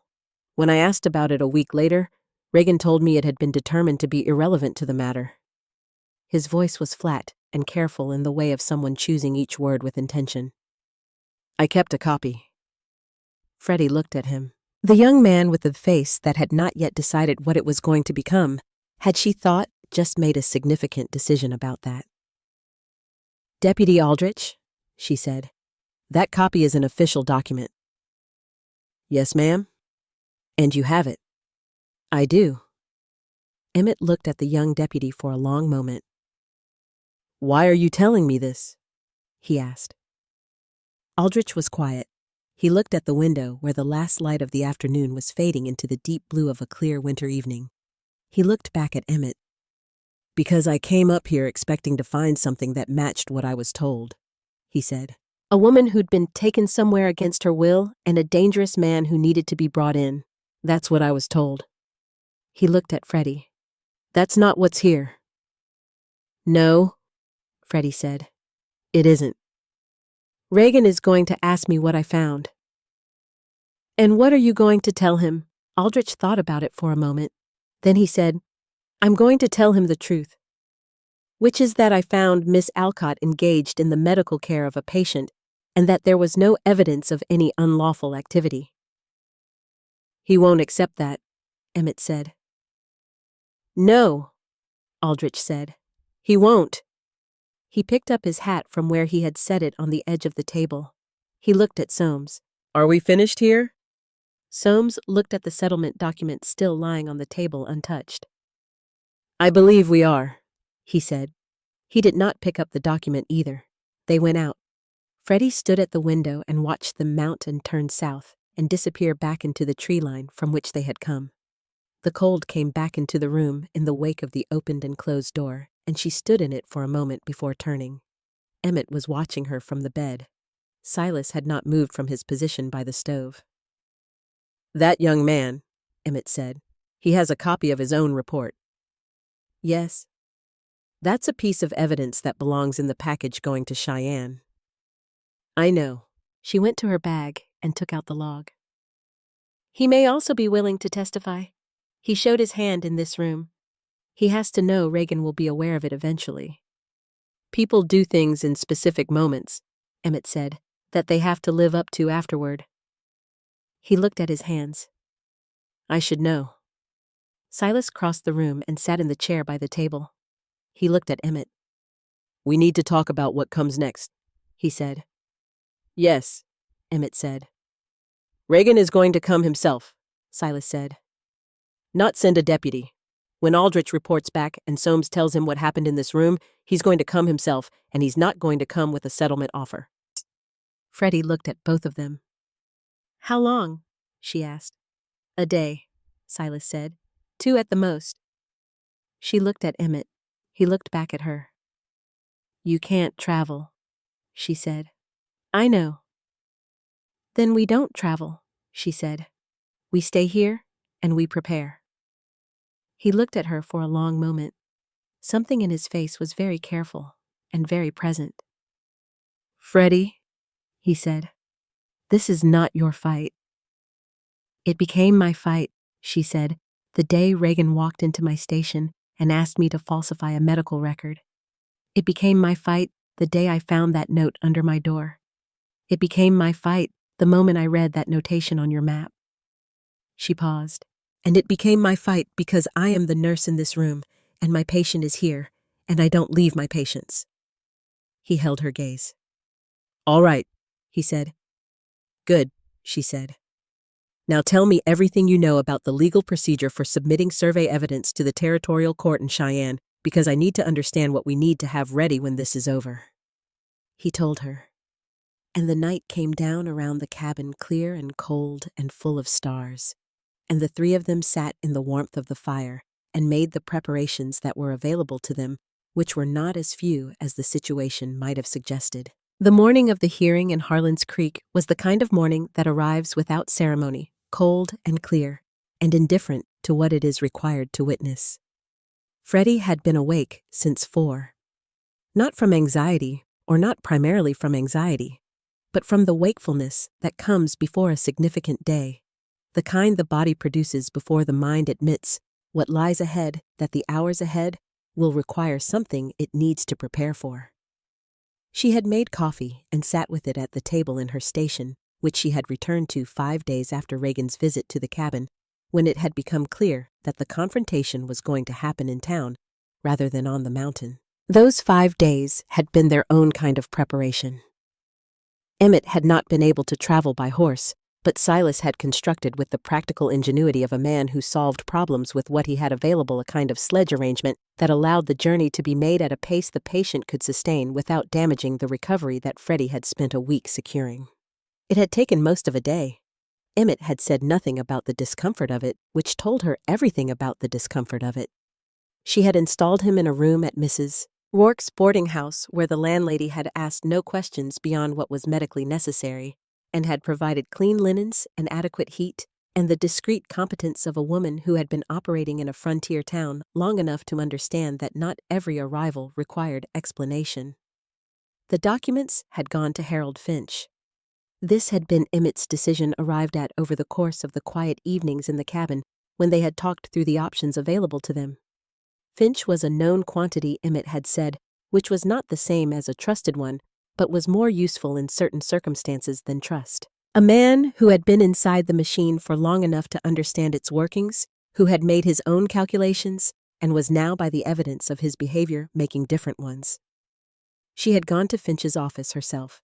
She had set the documents on his desk, the map and the sealed envelope and the letter she had written in the cabin and the copies she had made in the days since, and she had looked at him across his desk and said plainly what she needed him to do, and what she believed he was willing to do, and what she thought would happen if he chose otherwise. He had listened to all of it without interrupting. Then he had said, "You've been thinking about this for a while." 3 weeks, she said. "The documents are genuine." "They are."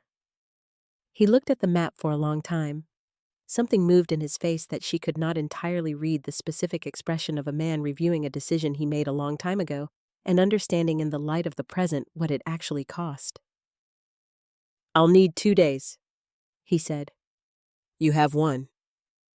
He had looked at her for a moment, then he had nodded once and she had left. That had been 3 days ago. Now she sat with her coffee and waited for the morning to require what it was going to require. The council room filled by 8 o'clock. Word had moved through Heartland Creek in the way that word moves through small towns, not through any organized announcement, but through the transmission system of a community where everyone knows everyone, and significant events are felt before they are fully understood. People came because they had heard something, because they wanted to see, because small towns are constituted partly by their appetite for the moments that will later be called historic. Conrad Regan took his place at the front of the room, with the composed authority of a man who has run this particular meeting before and expects to run it again. He had not been to the cabin himself in the end. Aldrich had reported back, and Soames had filed whatever he filed, and Regan had apparently decided that the hearing was the better arena, that the official process would serve his purposes more cleanly than a confrontation on the mountain. She had thought about that in the days since, and had concluded that he was not wrong, that the official process was his natural territory. She had concluded also that he had underestimated what would be in the room when the official process convened. Finch was there near the window with a leather case on his knee, and the expression of a man who has prepared his hand and is waiting for the right moment to play it. Aldrich was there in his deputy's uniform, standing at the back of the room, in the position of a man who has not yet decided exactly where he belongs in the situation, but has decided he is going to be present for it. The Sievert family was there. Father and mother, and 3 of the 4 children sitting in the second row, with the particular quality of people who have been told something is going to happen and who have come because the thing that happened to them deserves a witness from their side. Soames was not there. Regan read the charge against her. She listened to it with the attention she brought to anything that required a precise response hearing, not just the words, but the construction of them, the way he had framed the charge to make her absence from town the center of the problem, rather than the circumstances that produced it. When he finished, she looked out at the room. She had thought about how to say what she needed to say. She had thought about it in the cabin and on the journey down, and in the quiet of the evening since, and what she had arrived at was not a speech or an argument in the legal sense, but simply the account of what had happened in the order it had happened, told with the same precision she brought to her medical records. Fact by fact, observation by observation. The sequence that began with a folder set on her examination table in December and ended with a man recovering in a room at the boarding house down the street. She told it. She told it slowly and clearly, the way you tell a thing that needs to be understood rather than merely heard. She told it in the flat, careful voice she used for formal reports, without the inflection that would suggest she was performing because she was not performing. She was documenting. Regan interrupted twice.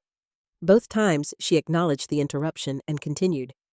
He did not interrupt a third time. When she reached the part about the map and the notation in the lower right corner, she described it exactly as she had read it, the same words, the same order.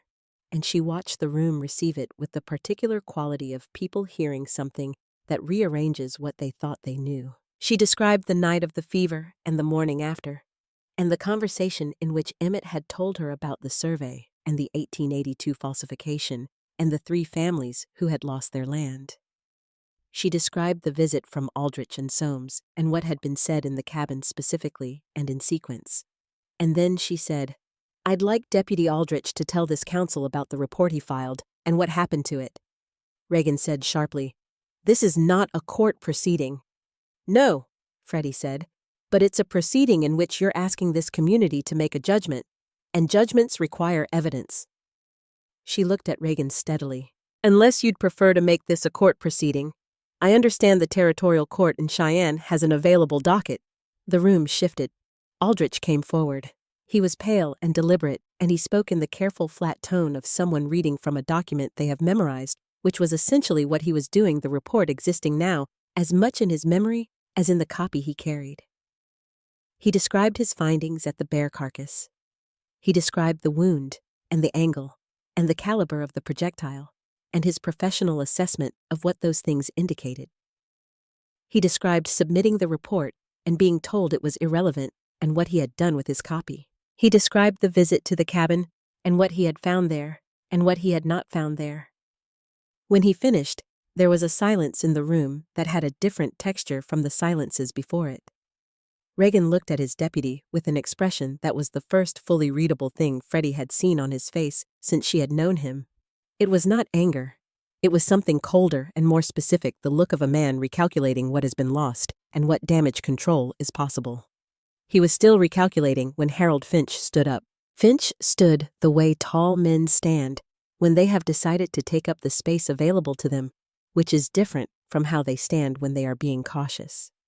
He opened his leather case, and he took out a document, and he looked at it for a moment before looking up at the room. "My name is Harold Finch," he said. "I have practiced law in this territory for 22 years. I am currently retained by Emmett Vane in matters pertaining to survey records and land claims in the northeast quadrant of Harlan's Creek County." He paused.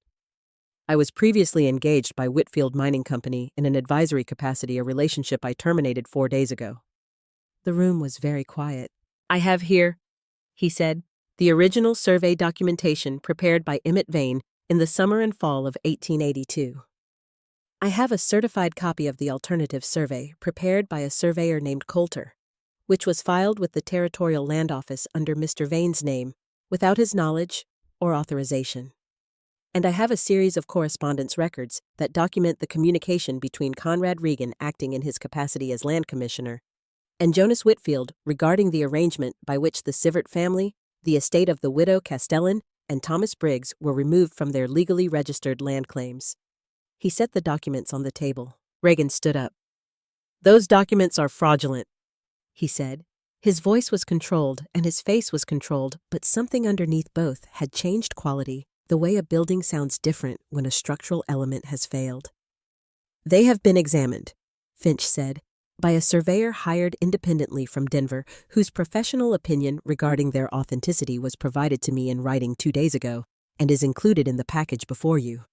They have also been examined by a representative of the Territorial Land Office in Cheyenne, who arrived in town yesterday evening and is sitting in the 3rd row." Several people turned. A man in the 3rd row, middle-aged, with the quiet, alert quality of a professional doing his job, nodded slightly. "Mr. Reagan," Finch continued, "the question of whether these documents are fraudulent is precisely the question that the Territorial Court in Cheyenne is now positioned to resolve. I filed the petition this morning.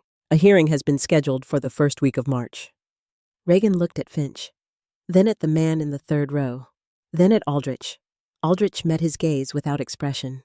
Something in Reagan's face made a decision that the rest of him had not yet acknowledged. It was subtle, the kind of shift that happens in the space of a breath, the moment when a man understands that the territory he thought he controlled has been mapped by someone else, and the maps are already in other people's hands. He sat down. Not in defeat, not exactly. Not in this room. Not yet. The proceedings in Cheyenne would be where that happened formally and finally, with the machinery of law that he had used to his advantage for so many years now turned toward him. But in this room, in this moment, the specific leverage he had come in with was gone. Freddie looked at him sitting there. She thought about December and the folder on her examination table, and the flat, careful look of a man who had never needed to be cruel, because he had never needed to be anything other than certain of his authority.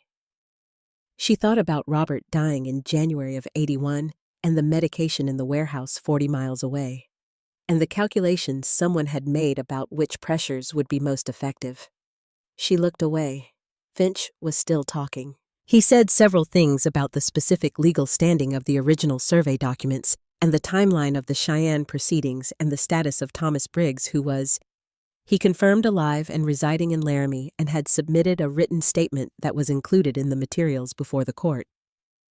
He said that the 3 families affected by the fraudulent land transfers had legal standing to petition for restoration of their original claims, and that the territorial court had indicated a willingness to hear those petitions in conjunction with the main proceeding.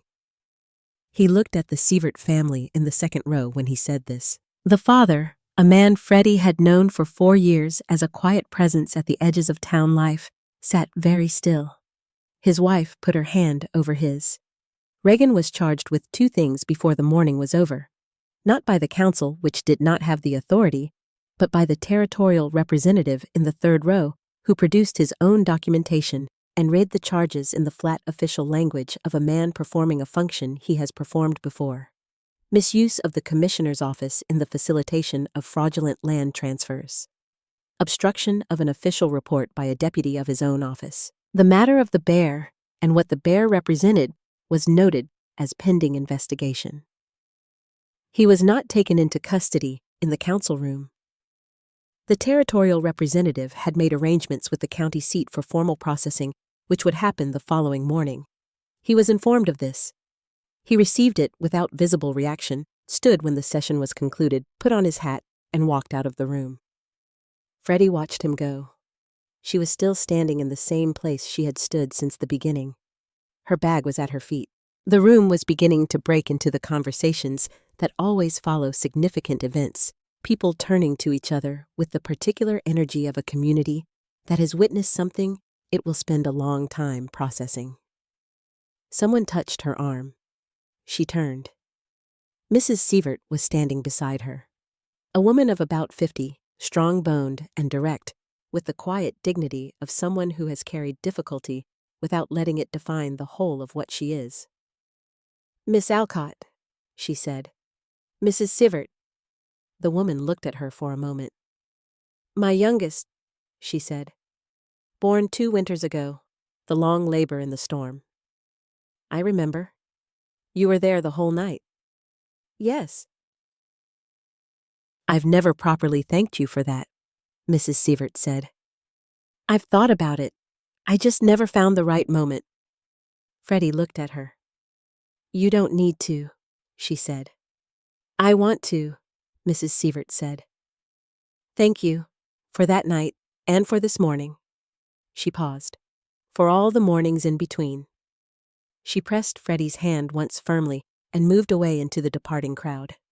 Freddie stood for a moment with the warmth of that grip still in her palm. Then she picked up her bag and went to find Emmett. He was at the boarding house in the chair by the window where Mrs. Rourke had helped him settle that morning. He had not been well enough to attend the hearing, and they had both understood this, and neither had said more about it than necessary.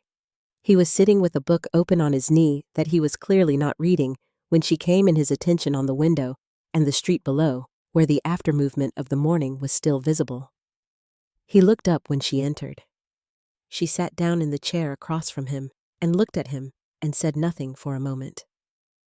It's done, he said. The first part, she said. The Cheyenne proceedings will take longer. Finch will handle Cheyenne. Yes. He looked at her carefully. Are you all right? Yes, she said, then more honestly. I'm tired, and I have some things to think through. Tell me. She looked at her hands, then at the window. Mrs. Sivert thanked me, she said, for the labor 2 winters ago, for today.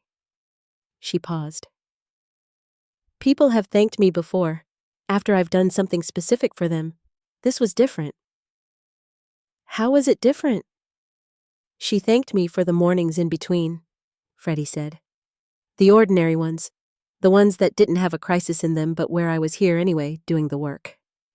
She was quiet for a moment.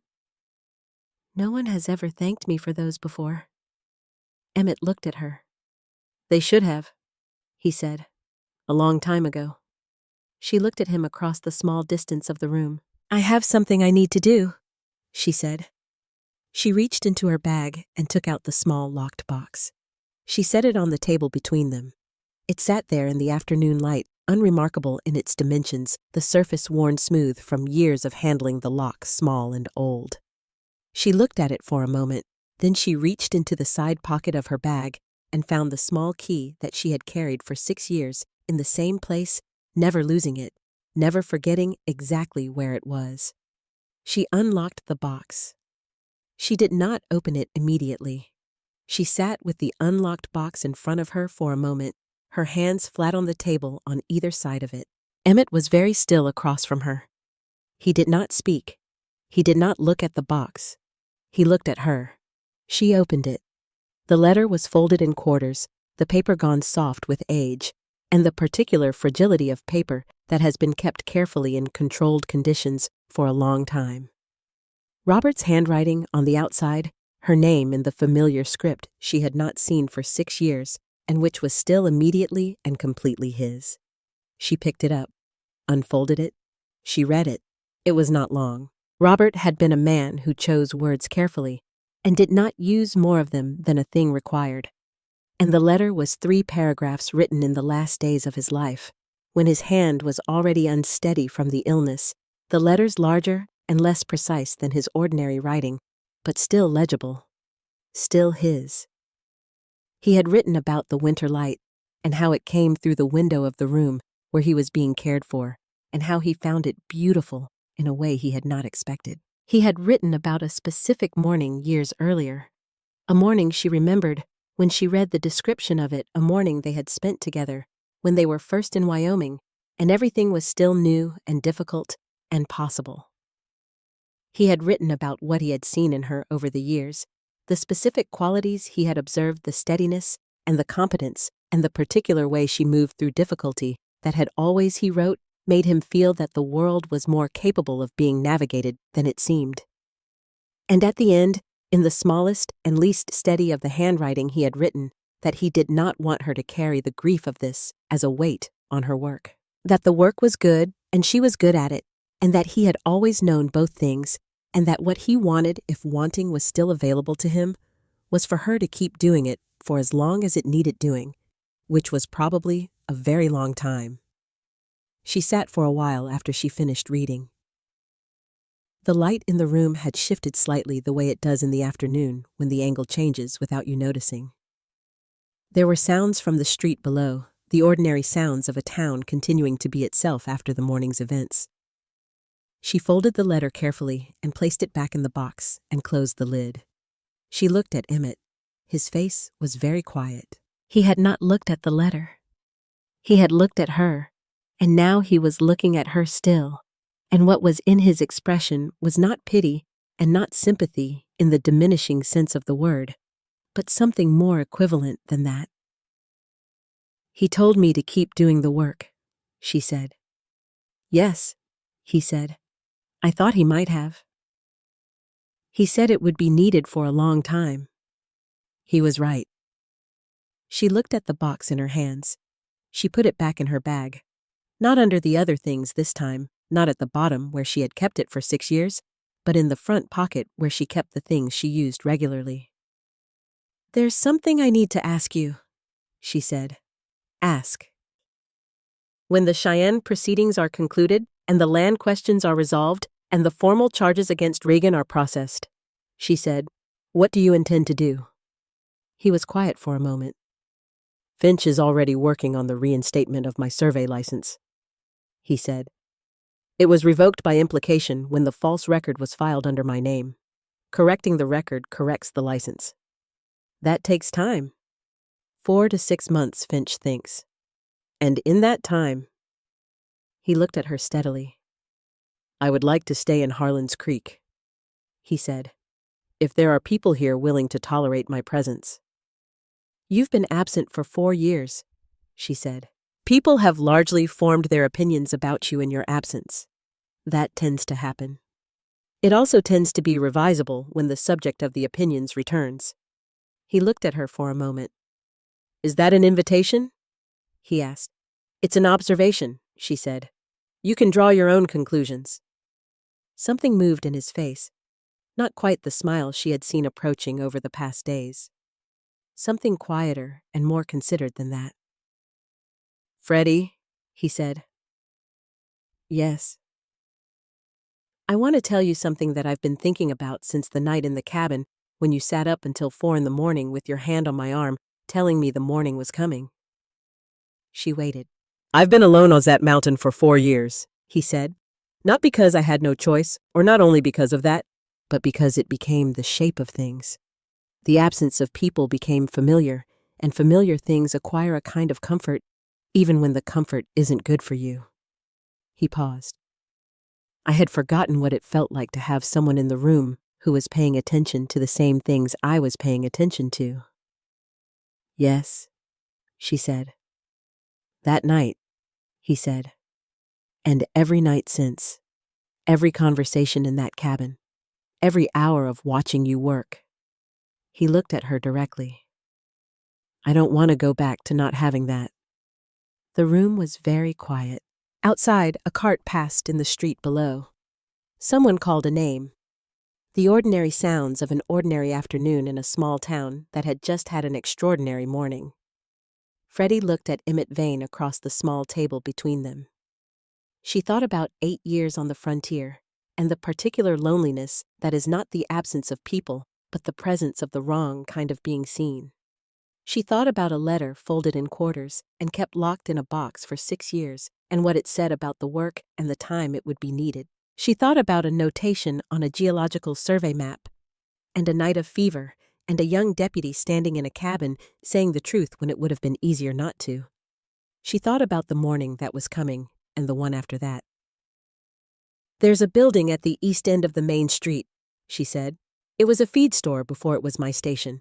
Before that, someone had a printing operation there. 2 rooms. I have been trying for 3 years to get the landlord to allow me to expand into the back section so I could have a proper examination room and a place to store supplies. Has he agreed? He's been resistant, she said. He's also in the process of having his land claim reviewed in light of the morning's events, because his parcel borders the Sievert property, and the original survey affected his boundary lines too. He's going to need a lawyer. She paused. And I'm going to need someone to do the measurements for the expansion.